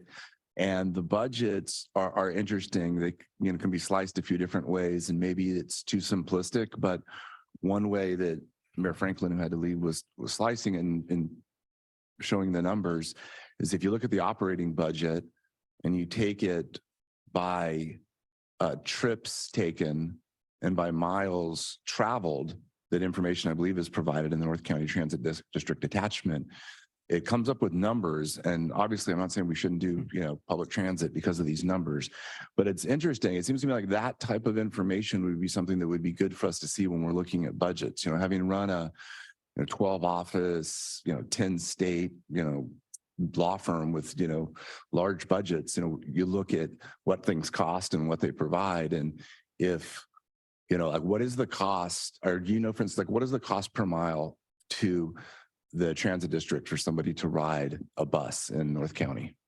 So the operation statistics are provided both in our annual comprehensive financial report as well as our budget document. I do want to point out that NCTD is a little bit unique because we are responsible for maintaining the railroad, which is utilized as well by BNSF, Metrolink, and Pacific Surfliner. So within our budget, the operating cost for maintaining the right-of-way is included, and the coaster only utilize about 30% of the track usage. So I do want to point out that it's not really taking the total cost and dividing by miles, because 70% of our usage of our right-of-way is performed by, freight operators as well as intercity. But however, for more on the modal specific, those are, I don't have the budget document on hand, but it is on our website. So all those metrics are included within our budget document. So yeah, setting aside maybe my formula, so you don't have like a ballpark figure of what it basically costs the North County Transit District for somebody per mile to ride a bus or any of the other transit? I don't know it by memory because it's different modes. We have the Breeze, Lift, Flex, Coaster, and Sprinter. What I can say is that cost for transit is the highest for paratransit services. Because it's typically one person trip, sometimes two per trip. The lowest cost costs potentially Coaster, but it's within our budget document. And I think an important point to make on this measure, and it's why when you look at the numbers that it's important to put some context to it, right? So there's a tendency to sort of boil it down to the lowest common denominator, meaning ridership. Ridership metrics and what you're talking about are really, really important, and we report on that federally, we report on that locally, and we track that. But it's also important to remember that there are ancillary benefits in addition to ridership that we provide, climate impacts, congestion impacts, equity impacts. These are all part of what the system brings to the region. And so when we talk about the cost of our service, it's important to look at not just what that means in terms of fare revenue and ridership, but what that means in terms of the overall system impact. It's one of the reasons why, and reference this in the proposal, that we are focusing on ancillary revenues and building other sources of revenues, so we can look at the cost benefit and the metrics of all that we're generating, all the revenues we're generating through our operations. So you mentioned the hosting of the rail corridor, and the revenue we generate from that gets into our total operating framework. So when you look at just ridership, you get one picture, but it's important to put context to that picture and to recognize that the system itself generates other revenue in other ways to support its operations, which has all of these ancillary benefits for the region. Yeah, no, and that's actually the genesis of my question, right? Because that benefits of something are separate from the cost. A cost is a cost. It's a factual, calculation, and calculated a few different ways and have a few different answers. But then the benefits are, generally a separate analysis, and they should be, even in context, you should be able to quantify things in context. And obviously I know some of it also is required, right? You have to do it. It's not just, optional. I'm not trying to make it saying that my question and the answers to it are determinative of, what we should do. But I think it's information that I think we and, the public should have. I have one other question for the gentleman from MTS, if he's still here. I think was it Gordon? I apologize. I didn't get your last name, sir. Is that okay, Chair, if I ask a brief question? I just want to make sure I understand this, if I can. And I don't know if we can go back to the start of his presentation. He had slides like 4 and 5, but you probably may already know it. But when you were talking about the zero admission bus deployment and about how I primarily was going to be done in 4 I think this is on slide number 4, in 4 specific disadvantaged communities. Is that right? Yeah, so the initial, or you want to take that, Mike? Yeah, Mike Wygant, Chief Operating Officer, San Diego MTS. So as we transition through the ZEB program, right now there's 13 vehicles in revenue service. There's 14 on the property. We're building additional units as we speak. By the end of the month, we should have delivery of a few more 60-footers. But as shown on the slide, some of the prioritization as we did the initial analysis to determine what routes, what blocks within the systems could be operated with vehicles that had lesser range capacity. And so once we can meet that criteria and the charging infrastructure is in each division, then we took the approach to try to focus the implementation or the distribution of those vehicles in more DAC central locations. So there are other parameters that determine it. You got to meet those prerequisites first, but then yes, taking an eye towards our disadvantaged communities, which are, our higher service areas in a lot of cases anyways. Okay, yeah, no, I appreciate that. I was just kind of curious on how the, calculation was done, because part of this, right, coming out of CARB and the clean transit analysis to me is, yes, disadvantaged communities, I think everybody would like to help them and that they deserve help. Also, though, they work in various places and there's various, my point about CARB is that if there's areas that have the worst air, it also makes sense that that's part of the calculation. We talked about this at the last 2 SANDAG board meetings ago. We had a workshop and we talked about that. And Nora Vargas, our chair, was saying, yeah, it's not just looking solely at disadvantaged communities, also looking at where the need is the most, and that would be part of the analysis. I'm just curious because I get the concepts. I just don't understand really the calculations. I'm sure it's fairly complex, but I just would urge that that's part of the analysis. Yeah, I believe most of that information as it relates to DAX is from the EnviroScreen, and some of those areas actually do match up, but not in all cases. Right, because for instance, if you live in Barrio Logan and you do certain things there, but the pollution's blowing across and there's bad air in Coronado, it's not, if it was truly done by disadvantaged communities, that would mean potentially that Coronado never has it. So it's just something that I wanted to mention as a consideration. So appreciate your time. Grant, go ahead. Yes, thank you. I had the opportunity to serve with Mayor Franklin on the NCTD board, so I was a little disappointed he left because he's always got some interesting comments, and I like to challenge his thinking on those. The reality is that as someone who's blessed with a car in my garage that I can get into whenever I feel like it, I think one of the things we need to focus on with the public transportation system are those people who don't have that privilege. And so creating a system that works like NCTD outlined in those points on their slide, that is reliable and consistent and provides people without their own cars the opportunity to improve their lives is critically important. I would like to move approval of this item grudgingly because I think with respect to Senator Peace and SB 1703, it's kind of ridiculous that we would be approving budgets that have gone through a public hearing process, and the boards of each of these agencies have worked hard. So I appreciate the opportunity to get this presentation today, but the notion that we're approving their budgets is kind of silly. So, but that said, I would move that we approve. Thank you. I have a motion by Kranz. Any other seconds? Second by Sandy Naranjo.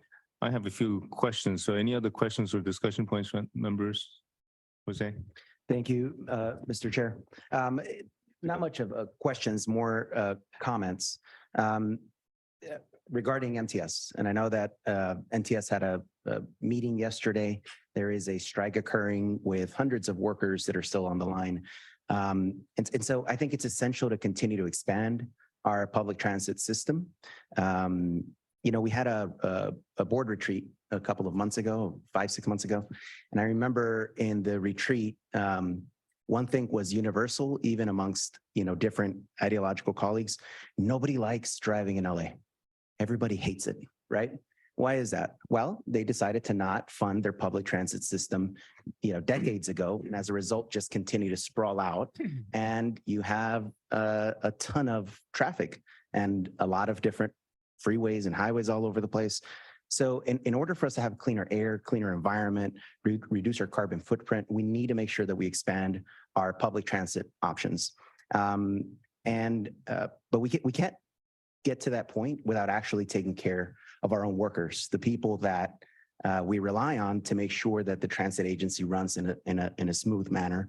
And so I really would like to, seeing as I don't sit on MTS, just want to provide my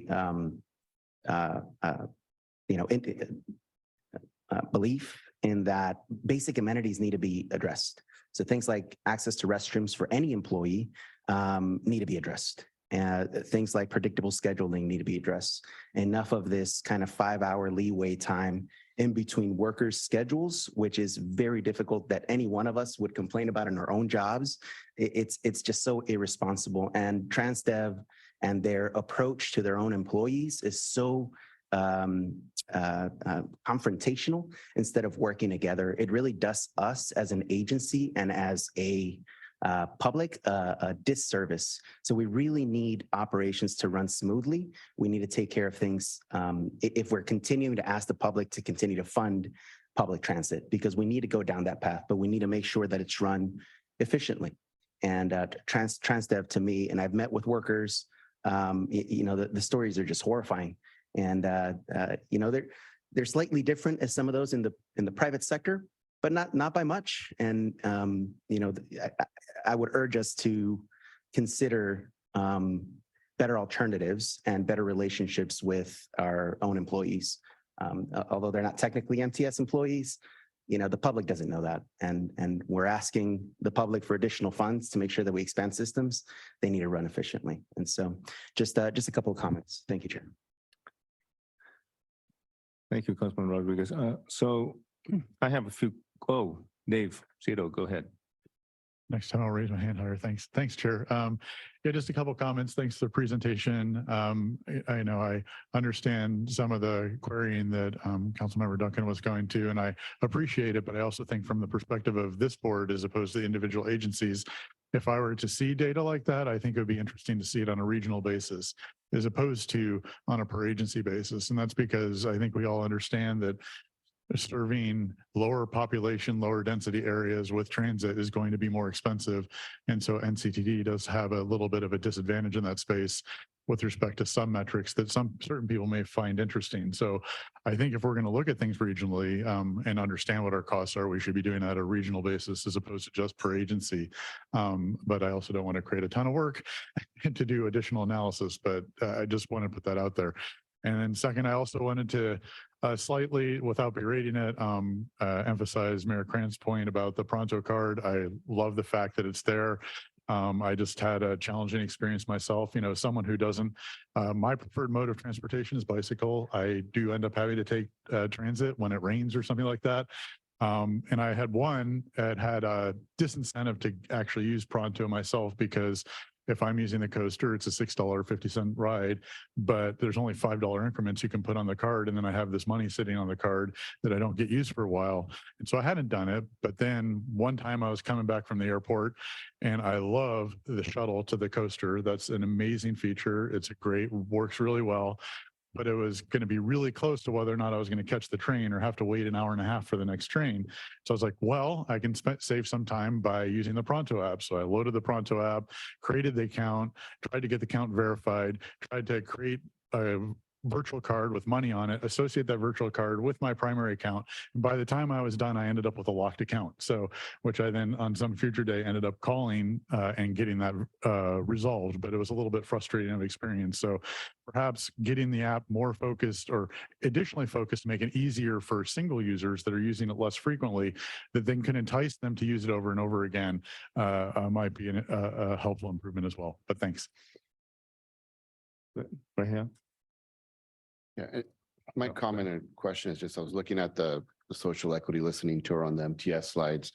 And 2 of the top 10 are obviously frequency on weekday and weekend. And especially as a representative here for the airport, I think reliability is super important. I also try to come on my bike, but it's in the shop. So I figured today I would try to come by transit, and the bus never showed up. I was there 6 minutes before and 6 minutes after. And fortunately, I was close enough to just walk back home and drive here, which is what I was trying to avoid doing. But when people are trying to make an on-time connection at the airport, reliability is super important.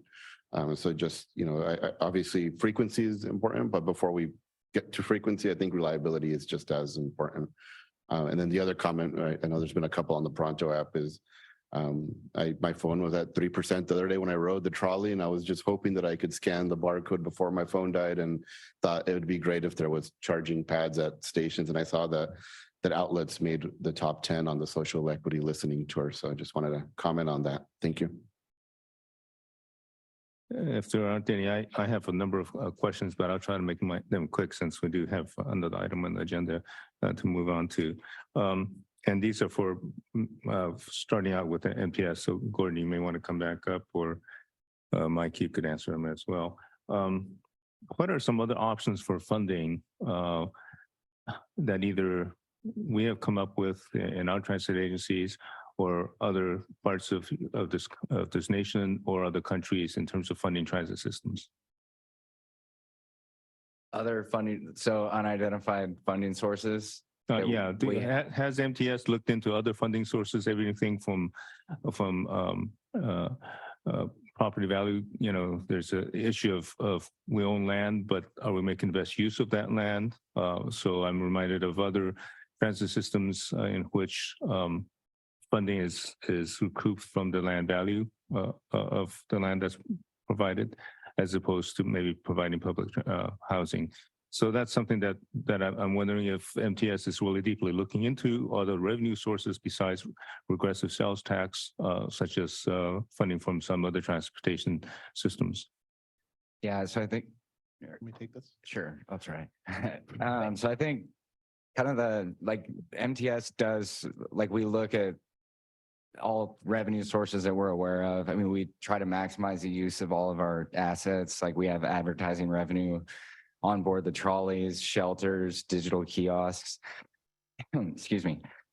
So we are looking at the available revenue sources all the time, as far as discretionary grants and competitive grants, that front as well.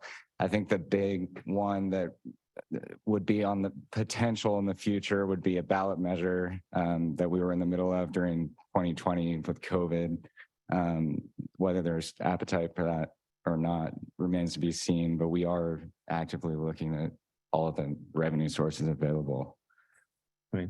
And I don't expect a lot of great answers, but I hope we, not only at the Transportation Committee, but our transportation providers will think outside of the box and look at what examples of successful funding systems in other parts of the world with regards to transit systems. I know our cost recovery from our most used transit systems is not bad. The Blue Line used to have a 75% cost recovery south of Interstate 8, but as it goes out, the cost recovery drops. In fact, that cost recovery is probably better than drivers who our cost recovery is close to 50-some%, even with SB1. So the other question I have is kind of an odd question, but I saw in your budget, we have a ferry, and the MTS runs a ferry.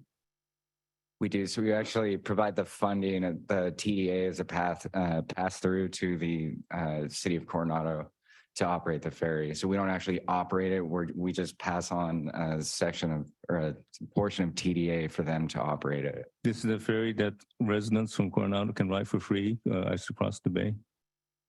Is that correct, Councilman Duncan? You may know better than I do.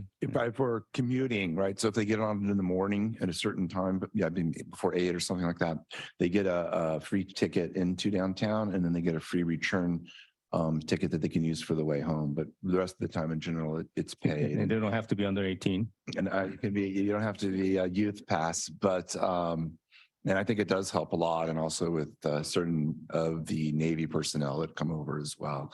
because we have a massive influx. It's actually one of the biggest thoroughfares in San Diego of cars per day.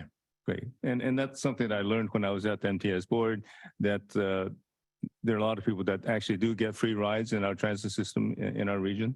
And in this case, it's residents of Coronado that get a ferry ride, which I thought was pretty cool. And it makes me want to live in Coronado for a while. Great. The other quick comment I would want to make to MTS, the special events, your cost recovery from special events is pretty good and quite good, actually, as long as we have good concerts and the Padres win. We do pretty well with regards to special events funding. And I think NTS can do the same with that, making good use of our transit system to really provide alternatives to drive into these special events, which maybe if people did that more often, they would do it for commuting to work as well. So I want to commend both agencies for really looking into those ways of providing good service as well as helping with regards to getting some good cost recovery. If there aren't any other, Sandy. Thank you, Chair. Just a quick question. To your question about looking at different revenue sources, I'm actually interested if the next transportation committee, we can have an informational presentation on that, because I know, for example, in Switzerland, they have a tax for hotel guests and that pays for transportation and fares. So that would be great to have a list so we can look at all sources. Great. And I think for that, Sandy, that's really great. And really to show which ones are progressive, which ones are regressive, because they'll be more consistent with our equity position for SANDAG. Jewel. Yes, thank you. Thanks, Chair. Thanks, everyone here for the support for the transit agencies that's shown. I sat on TC for about 6 years, I think, 4 years, 5 years, whatever. But as someone who grew up riding public transit because my parents worked, my first goal as a council member was to find a way to get on transportation agencies and to get on the transportation committee for SANDAG, because I think it is so important to have public transportation. So that's just a comment. And I really appreciate the work that's done by MTS and NCTD and LOSAN and SANDAG and everyone to continue to provide and to grow our public transit systems. Thanks. Great. One last comment I forgot to mention is the need for us to purchase almost all electric buses soon, given that our life expectancy of the diesel buses we buy are probably 15 years or so, Mike, I think maybe 12. So that if we want all EVs by 2040, that's coming up soon. So I hope we're in a fast track to make that conversion. I know you guys are working as fast as you can, but that's going to work against us if we come in within 12 years of 2040. And we still have to buy vehicles that are not all electric. Yeah, the current requirement under the ICT would be 100% EV starting in 2029. And I think both of our goals align with that. Typically, a vehicle is a 12-year, the full-size vehicles are typical 12-year Altoona certified vehicles. So that's how it kind of matches up. The assumption is if you're buying them by 2029, then you wouldn't have any into 2040. Yeah. So again, I want to commend you guys. I know those plans are hard to do. They're tough numbers to make that conversion, and developing a whole new division for clean buses was no small feat with a new location. Yes. Just real quickly, I just wanted to make a quick comment, and just in case anybody was listening in regard to the ferries, I don't want anybody to have a misimpression that you have to be a Coronado resident to get the free tickets. So they're open for morning commuters from either the convention center in San Diego or from the Broadway Pier to get the free commuter ticket into Coronado and the free return ticket. And definitely you don't have to be a resident, but I'm not saying that to minimize the impact for Coronado. I think it's awesome and I hope it continues, but I just want to let know anybody can use it. So. No, I think it's very good because that started to keep traffic off of the bridge, right?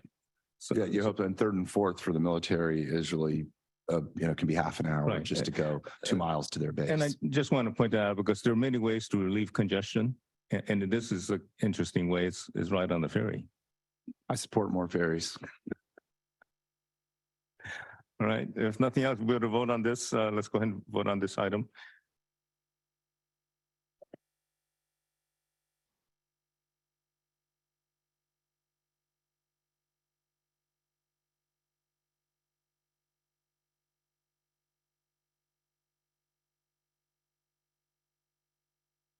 That motion passes unanimously with those members present.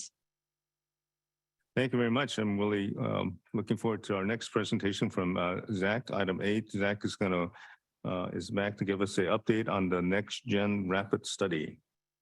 Yes, thank you, Chair Shu, and hello again, TC.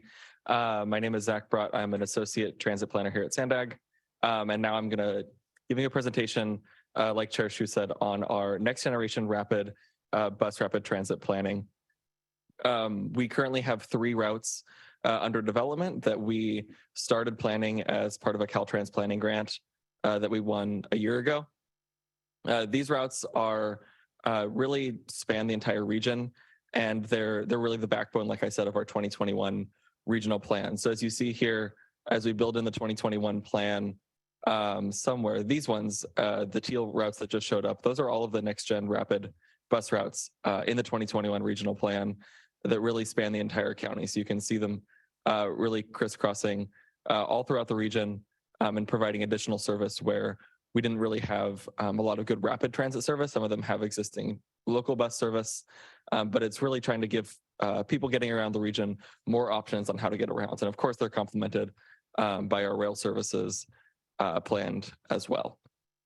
So like I said, we won this Caltrans planning grant about a year ago to study these 3 routes. The 3 routes are proposed Rapid Route 41, which is essentially an overlay of the current local MTS Route 41, which serves us here in the city of San Diego. Rapid Route 625, which is a planned route that would connect San Diego State University further south through City Heights, Southeast San Diego, National City, and Chula Vista, and would terminate at the Palomar Street transit station connecting to the Blue Line trolley. And the third is Rapid Route 471, which is a planned route in Escondido, which would connect some of the eastern parts of Escondido to downtown Escondido, the Escondido Transit Center, and the new Palomar Health Center on the western side of Escondido. So as part of this study, we're looking at different ways to give our bus routes priority on the streets so that they can provide faster service, more reliable service, and services competitive with auto travel. We want to give people a compelling option that really gives them a choice in their mobility of not just making sure that driving is the fastest way to get places, but making sure that people who don't have a car or who don't want to take a car have something that is not 4 or 5 times longer than driving, as some of our transit services are today. So we're looking at a variety of different ways to accomplish this, and we're looking within each community that we are studying to make sure that the solutions that we're proposing within each route and within each neighborhood are fit in with that neighborhood and are context sensitive so that they're not mismatched. So our 3 main strategies in terms of bus priority are a side running bus only lane, which is the first one that you see here, just the illustration. These lanes run on the right side, the curb side of the road. And they usually provide access for people who are making right turns or into businesses so that we don't prevent that activity. The second, which is a higher dedication alternative, is a center running bus lane. This here is a real picture here in San Diego. This is on Park Boulevard in the city of San Diego, which is part of SANDAG's Rapid 215, the Mid-City Rapid project. That's on Park Boulevard, like I said. So there the buses don't have to conflict with any auto traffic, and they really get a straight shot travel to make sure that they are reliable and convenient for bus riders and that they don't get caught in any traffic. The third option we have here is another example on our Mid-City Rapid route. This is a shared bus and bike lane, kind of similar to the first one that I mentioned, but this is when we have a little bit more space constraints. We would love to be able to provide dedicated infrastructure, both for buses and people using active transportation. But when the space is a little bit more constrained, sometimes this is a compromise that we can make. It's not our preferred option, but sometimes our constraints require it. And on the right, you see two different examples of some active transportation and bicycle infrastructure. And we're looking at improving this along with our bus route planning to really provide people connections and options to get to and from the bus stations without needing to drive for people who maybe live a mile or so away. So I'm going to go here through our 3 different routes. Each route has 3 different options that we were considering.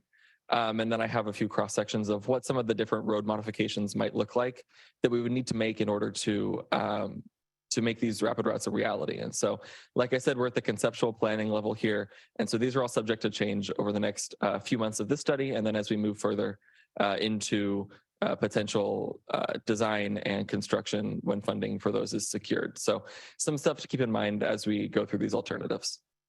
So the first route that we're looking at is Rapid Route 41. Like I said, here in the city of San Diego, an overlay of current MTS Route 41, the north end up by UC San Diego and the UTC Mall, stretching down mostly along Genesee Avenue and ending at Fashion Valley.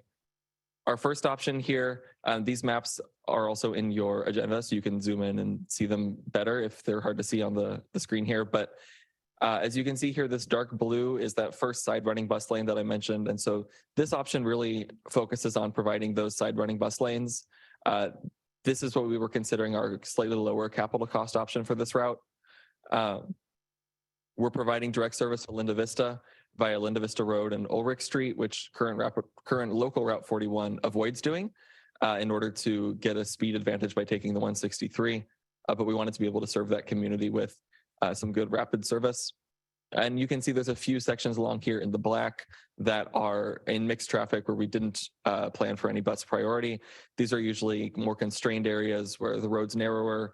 It's harder to make those changes in order to provide that that priority. So we have, I think it's approximately 10 or so stops on this one, starting down at Fashion Valley, going up through Linda Vista, Claremont, University City, and ending up by the Transit Center at UC San Diego.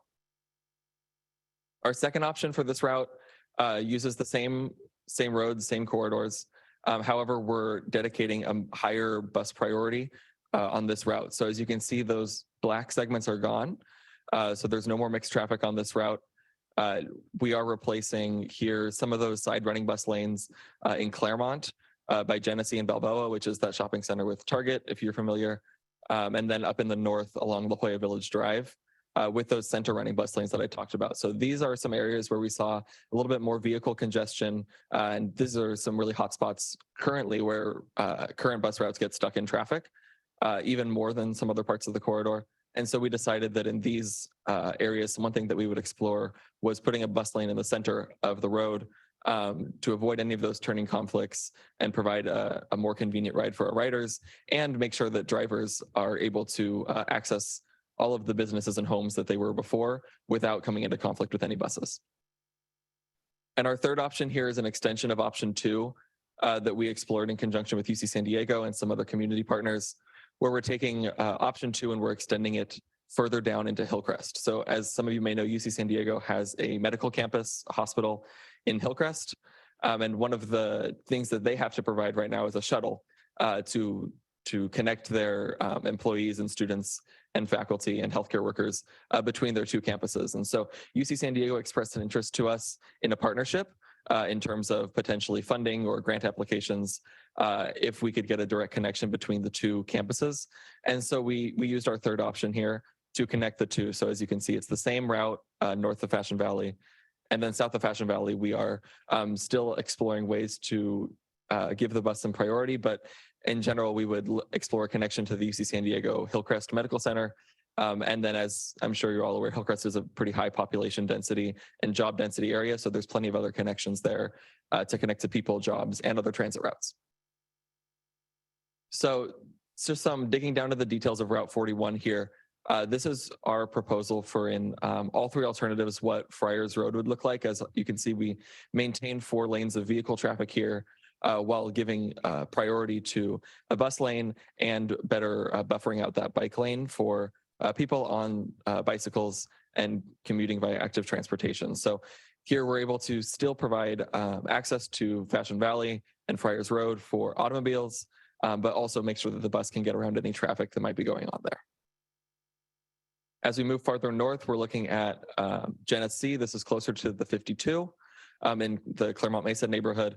As you can see here, we are rededicating some of the space on the road again to give the bus a priority lane, as well as protecting that bike lane right now. Right now, this is probably one of the scarier parts for people who are on bikes if they're commuting through this part. A lot of hills and not any good protection for the cyclists. And cars can go pretty fast through here. So by this alternative, we are still providing auto access while giving the bus and bikes also some priority. And as you can see here, potentially improving the sidewalk connections as well. And then as we go farther north, I wanted to show an example of what these center running lanes might look like. This is on La Jolla Village Drive up by UC San Diego and UTC. As you can see here, we're maintaining these 2 lanes in each direction of vehicle traffic, while also giving the bus priority in the middle to make sure that it doesn't have any conflicts. And there's a lot of apartment complexes and businesses around here. This makes sure that people who are driving into those places can still access them without getting in the way of the bus or without the bus getting in their way. And it also gives the bus an easy way to get through the neighborhood. So those are our options for Route 41. I'm going to move on to Route 625, also in the MTS area. Like I said, connecting San Diego State to Chula Vista via Southeast San Diego and National City. We have 3 options here as well. The first option here, and again, the maps are in the agenda, so you can zoom in and see them better. But we provide mostly those side running bus only lanes. That's the blue that you see, with a little bit of mixed traffic through downtown Chula Vista, some center running in National City, and connecting to San Diego State via El Cajon Boulevard. This is what we consider our slightly lower cost option, which would provide not quite as good of transit priority, but would have a lower capital cost. Our second option here reroutes through Chula Vista to avoid those streetscape improvements down through downtown Chula Vista on 3rd Avenue. Those were done fairly recently and are also a really nice area to walk around in. And so we didn't want to disrupt that here. So but we still wanted to give the bus priority. So we turn here onto 4th Avenue to avoid those downtown Chula Vista streetscape improvements and keep priority for the buses. You can also see that tiny little red segment there by Euclid Avenue and Federal Boulevard stop. And that's an idea that we have for a dedicated transit way that would run parallel to the street. And I'll show you some more details about that. And then in the north side, this would travel on University Avenue instead of El Cajon. This route's pretty similar. It goes back on 3rd Avenue through Chula Vista with some bus and bike shared priority. And we're using 8th Street here instead of Plaza, which was our main thoroughfare in National City for the other options. And this one is, again, on University Avenue in the north. So option 2 and 3 are a little bit higher capital costs, but we would expect that they would provide better transit service and faster and more reliable connections for folks relying on transit. So as we look into some of the examples here along Route 625, this is in Chula Vista along Palomar Street, close to the transit center, where we would be maintaining those 4 lanes of vehicle traffic and converting that shared vehicle and bike lane, which has proven to really not make any safety improvements for bicycles. That would be converted to a bus lane plus a bike lane with some lane widths and narrowing of the medians to make that happen within the existing right-of-way. And this is consistent between all 3 alternatives. Moving a little bit farther north, this is what those center running lanes might look like on Rapid 625. We're looking at this along Plaza Boulevard. Like I mentioned for the Genesee Avenue segment, there's a lot of commercial and business activity here. And so in order to make sure there's auto access to those things and bus access for convenient, reliable trips, this separates those traffic so that there's no conflict between the 2. As we move farther north, this is that dedicated guideway that I mentioned. If you're familiar with this area in Southeast San Diego, this is a quite interesting intersection between Euclid Avenue, 54th Avenue, 54th Street, and I believe it's Federal Boulevard. I'm not sure exactly, but there's kind of a Y-shaped intersection here. It's very confusing for drivers, cyclists, anyone, pedestrians using it today. And so we'd be trying to clear that up by making that intersection a little bit more compressed and more consistent with how we think of intersections usually. And then there's a lot of right-of-way off to the side of the road where we can put a bus guideway separated from traffic completely, which helps the traffic move through separate from the bus and hopefully in a less confusing manner. And it helps the bus move through more conveniently. And finally, we'll move on to Route 471, which I mentioned is up in Escondido.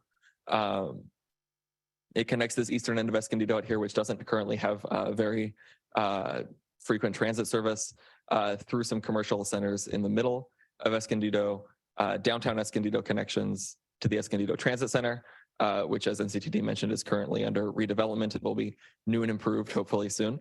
And then further west towards the new Palomar Health Center Hospital.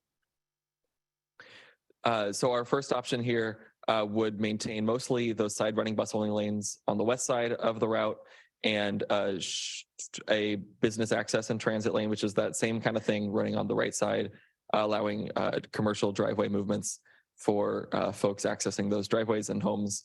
It would travel along Valley Parkway for most of the route.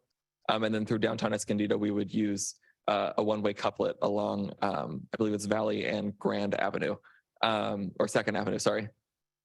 And then in the west, we would continue along Valley. The city of Escondido is currently completing this Citricado Parkway extension, which connects the northern part by the medical center to the southern part by Valley Parkway. And we'd be planning on using that connection as a convenient way to access the medical center and provide high quality transit service to folks who are working and visiting the medical center. Our second option here, oh, sorry, 1 second. It's hard to see because it's the way the layers work, but there's this tiny sliver of yellow there by the Escondido Transit Center. That is a proposed contraflow bus lane. That's a one-way street right there, but it's a pretty wide street. And so one of our proposals was to run a bus lane in the opposite direction of the normal traffic so that eastbound bus traffic has direct access to the Escondido Transit Center, which it wouldn't under the current street alignment because that's a westbound only street. So you'll see that consistent through, I think, some of the other options as well. This option here is a little bit different. Instead of using Valley Parkway in the east, we would be routing the bus along Grand Avenue. It serves more residential uses instead of commercial uses along Grand, but the space is a little bit more constrained on Grand. And so the plan here would be to share a bus and bike lane here to provide a little bit of priority for both while still maintaining auto travel. One of our more ambitious and innovative proposals here is to convert Grand Avenue through downtown Escondido into a transit-only corridor, which we would be removing vehicle traffic here and converting it to just transit traffic only. We've talked about this with the city of Escondido and with our partners at NCTD, and there would definitely need to be some changes that would need to be made to make that possible, but we think it would be a really great opportunity for some transit priority there. And it makes the same connection to the west to Palomar Medical Center. We also have an option here to extend the route up to Nordal Marketplace, which is across the 78 in the city of San Marcos. And our final option here is kind of a mix of those strategies. You see on Valley Parkway mostly here, but we're proposing the center running bus only lanes that I mentioned.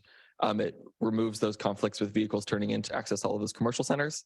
And then on the center here, that same dedicated transit guideway along Grand Avenue, but making the same connections on either end to Palomar Medical Center, the Nordal Marketplace, and those areas in Eastern Escondido. And so what might some of these look like? This is what that contraflow lane that I talked about. So this is the bus lane going in the opposite direction. As you can see right now, there's currently about 4 lanes of traffic going west here on Grand with some pretty wide travel lanes.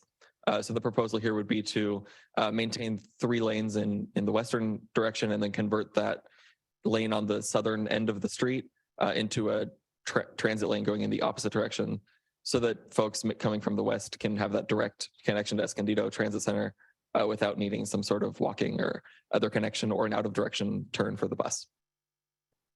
Our second option here is in downtown Escondido. This is what that dedicated transit guideway might look like. Again, this is a pretty stark shift from what's out there today, but this is something that we're trying to think of when we're planning for the next generation of our transit system. What different innovations can we make while still making sure that we maintain access for the businesses here and making sure that we don't negatively impact those businesses. So we still have options here to provide access via transit, via bikes, and via an extended sidewalk for pedestrians and for outdoor dining that I know the city of Escondido is currently trying to promote. And our third option along this route, I wanted to give you guys an example of what those shared bus and bike lanes might look like. Again, this isn't something that we would prefer to do, but in residential areas like this where parking is probably important and we want to maintain that vehicle access, this is a way to provide both some bus priority and some bike priority without making too many sacrifices that may be kind of unpalatable to some in the community. So like I said, we tried to really make sure that all of our solutions were fit within the context of where they were. And so that's one of the kind of things that we were looking at here. So as I said, right now, we're currently working on our draft conceptual drawings. We're going to have some early drafts of those probably next week from our consultant. And those are going to go a little bit more in depth on what these might look like at certain intersections and different things throughout the different corridors so that we have a better idea of exactly what it would look like when we start to do some engineering and design for it. This summer, we're going to be drafting some service plans and cost estimates and looking at different funding opportunities. We've already identified some potential funding opportunities that we hope to be able to leverage in the near future, but we'll be digging more into that this summer as the last part of our report. And then this fall, we will have the study finalized, have these 3 routes with 3 alternatives each finalized, and we'll be back to TC to present the report and report on anything that we have coming up to continue the planning of these routes and the rest of our next-gen rapid system throughout the region. So that concludes the presentation, and I'm happy to take any questions. Thank you, Zach. Let's go on to public comments. Thank you. We have one public comment in the room. Tim Bilaashka, you can go ahead when you're ready. And then Tim will be followed by the original draw. Thank you again, committee. And thank you, Zach, Brett, and SANDAG staff. I just think excellent and concise and another great report. So it's very helpful for me. Thank you. I just wanted to raise something that comes to me, and it touches on the UTC Genesee area project, the completion and design of the blue line that continues on to UC San Diego, which people may be aware was kind of an impossible engineering feat. So I try to mention that. But the posts for the trolley are underneath directly in the middle. And I know there are seismic issues or engineering nightmares in addition to what was done there. But is it possible to put the dedicated bus lanes under the trolley line so that you straddle the lane? I know that's probably not the best seismic, but I just wanted to mention that because I don't think I've come across that as a partial solution for getting trolleys, particularly for future construction there. So thank you again.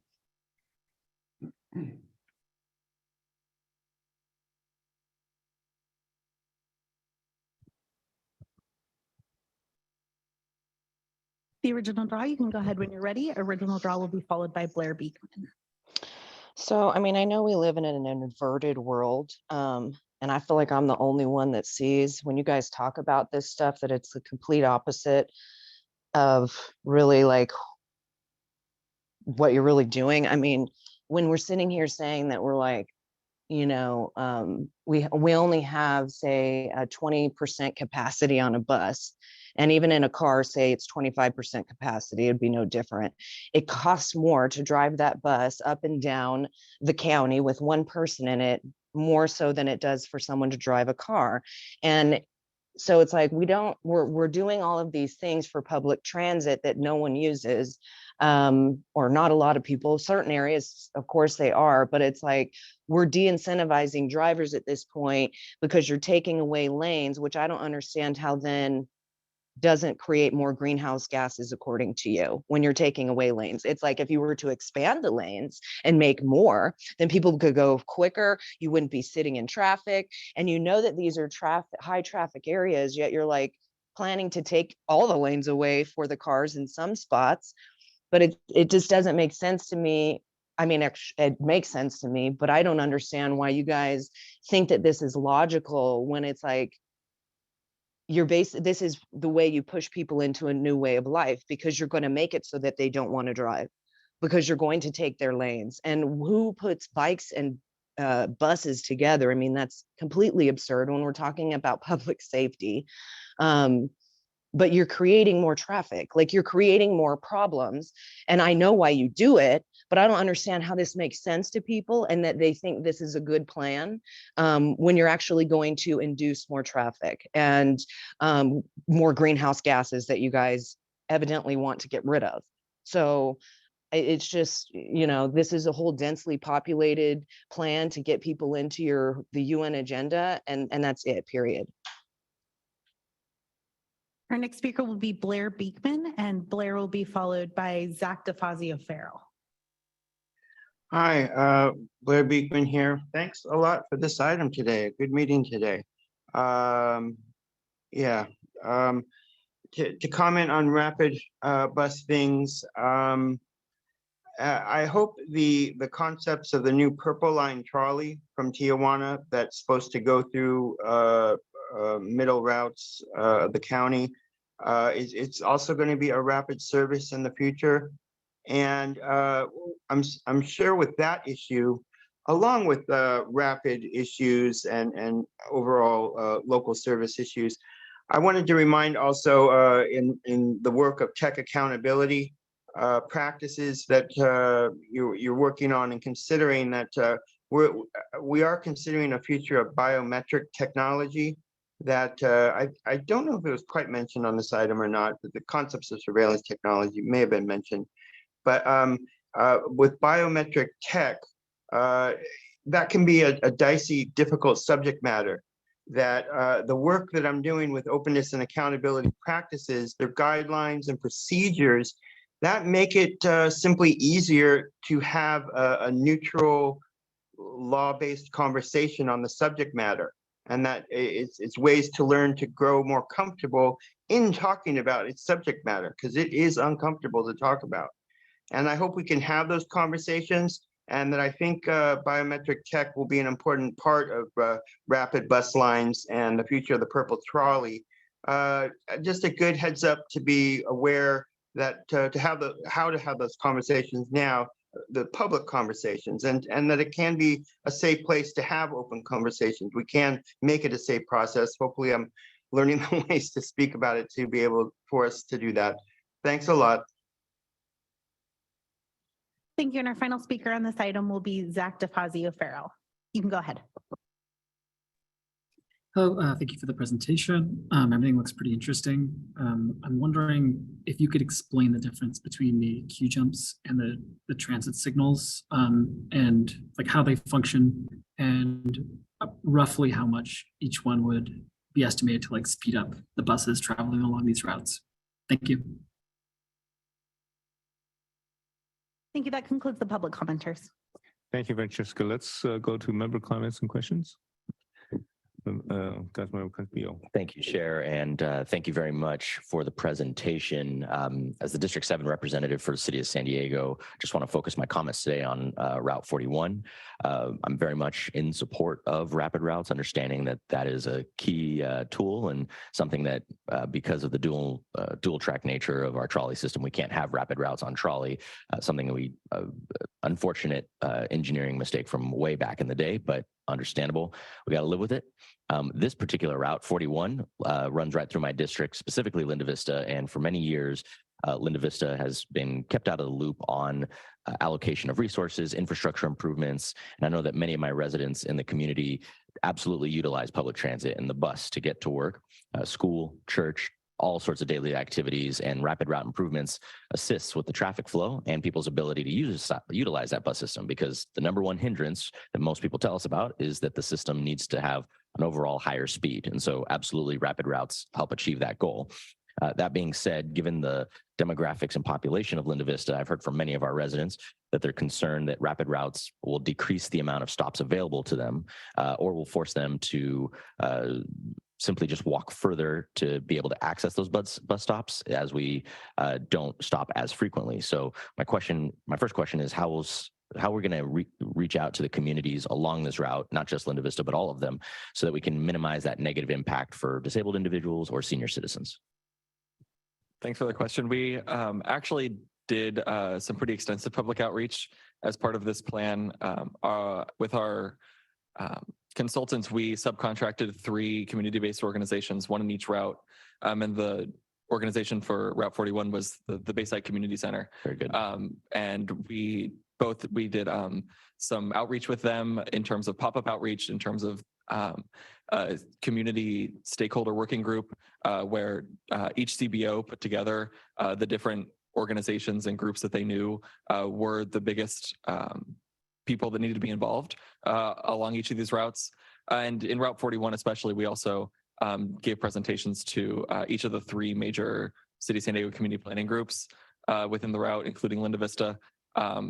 Those were also set up by Bayside Community Center for us as well. And so we really try to cast a wide net into a broad spectrum of outreach to solicit input from anyone that might be affected. And just to quickly address your question about reducing the number of bus stops on Route 41 and on Route 625 as well, at least.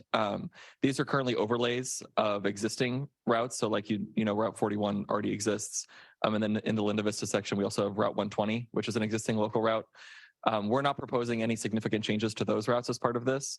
So Rapid 41, it would have fewer stops than the current local routes, and that's just a necessity of making sure the bus can get places quicker.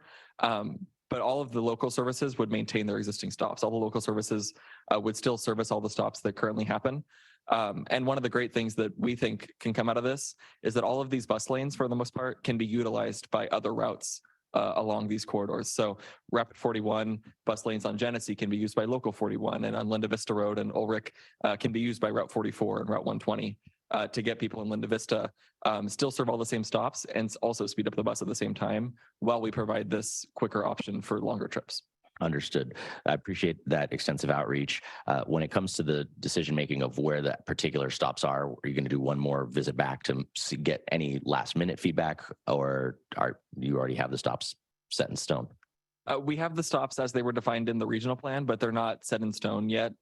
This is the very first step of our planning. And so we're going to need to go back and do a more detailed plan with, like I mentioned, those conceptual drawings. We're going to need full engineering drawings and station locations. And so they're mostly where we think that they work best, but they can still be modified based on if we get some serious input from communities or other areas. Understood. Thank you for that. What I'm hearing is catch the Local 41, go 2 bus stops down to where the Rapid picks you up. The Rapid will pick you up in a few minutes, and now you're on the fast track. So great.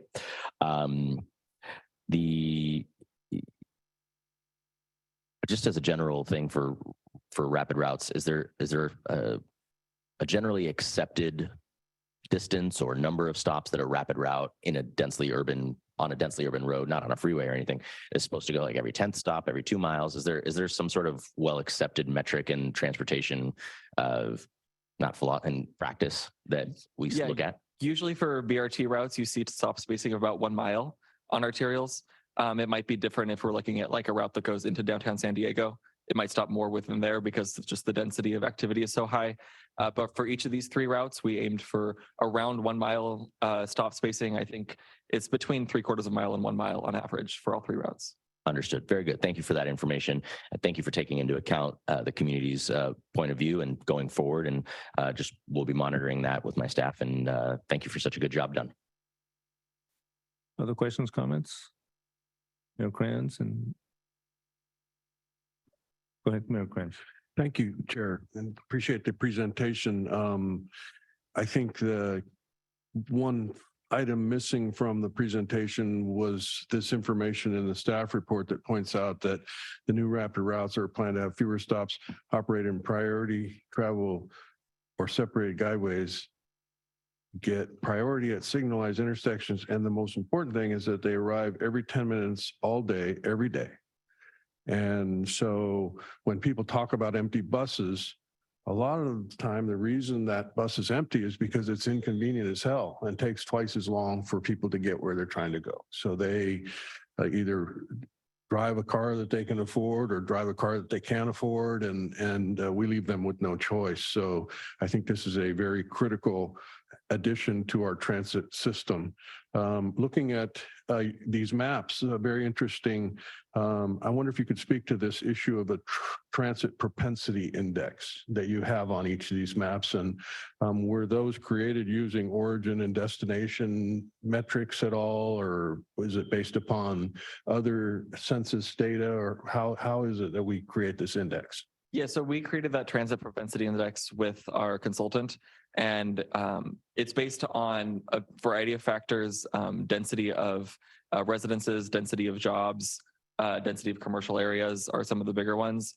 But then we also look at socioeconomic factors that we know are more likely for people to take transit. So we have data on how many zero-car households there are in a certain area. And so if there's a census tract, or I'm not sure what exactly the block was that we used, but for an area with more zero-car households or more low-income households, we know that those folks are more likely to use transit.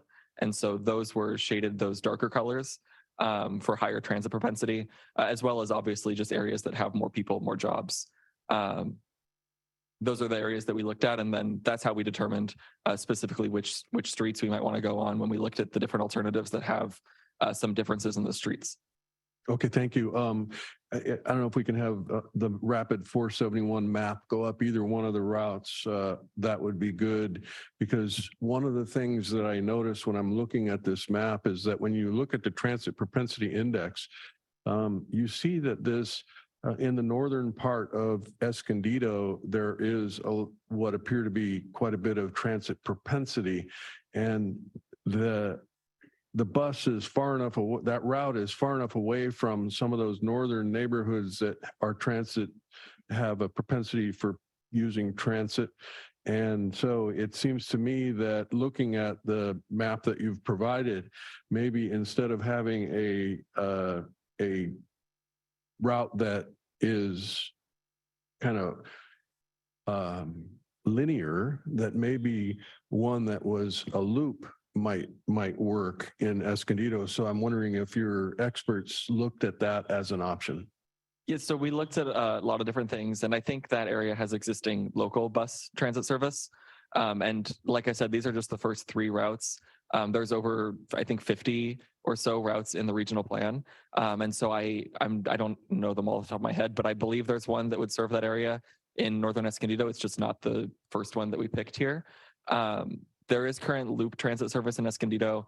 I believe that, I think it's 351 and 352 that serve some of those areas, I believe. And so we're always trying to make improvements to the transit system, obviously. And this first one was one that we saw because there wasn't really a good connection for folks who live in the eastern part of Escondido to get to the rest of the activity centers. And so that was kind of the need that we saw and we're trying to fulfill with this first step route. But like I said, there's plenty more routes that are identified in the regional plan and a bunch of local routes that also currently serve areas that have transit riders. And so that's something that we'll continue looking at as we keep moving forward with these plans. And I see that the staff report also identifies that you're collaborating closely with the transit agencies, which I think is most important because they know their neighborhoods best. So thank you. Yes, we are. We have the transit agencies as well as all of the different local jurisdictions that the routes go through, staff from there on our regular project team meetings. Councilmember Zito and Jose will come. Zito and Jose.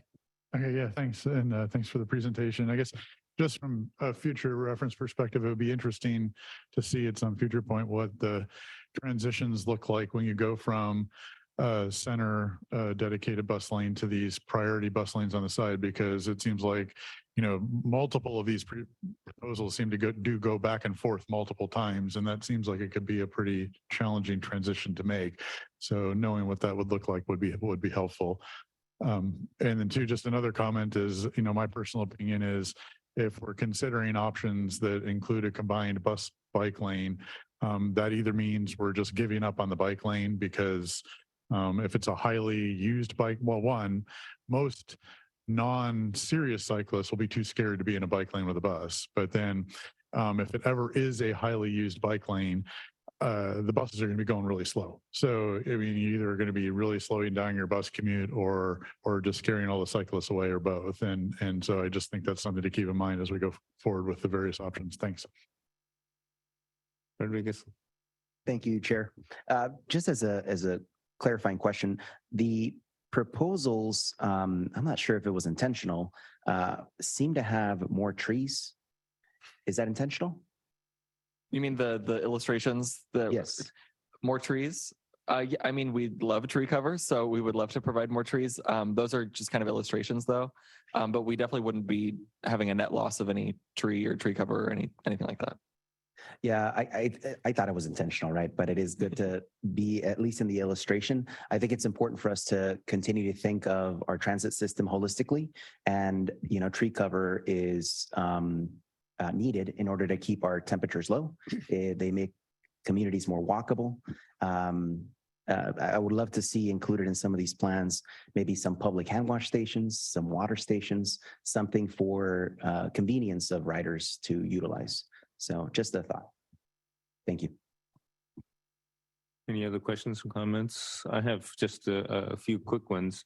I'm really encouraged by this kind of work. I know these bus-only lanes are very successful in other parts of California, and certainly in other countries. I've seen them, and I've seen a lot of success with them.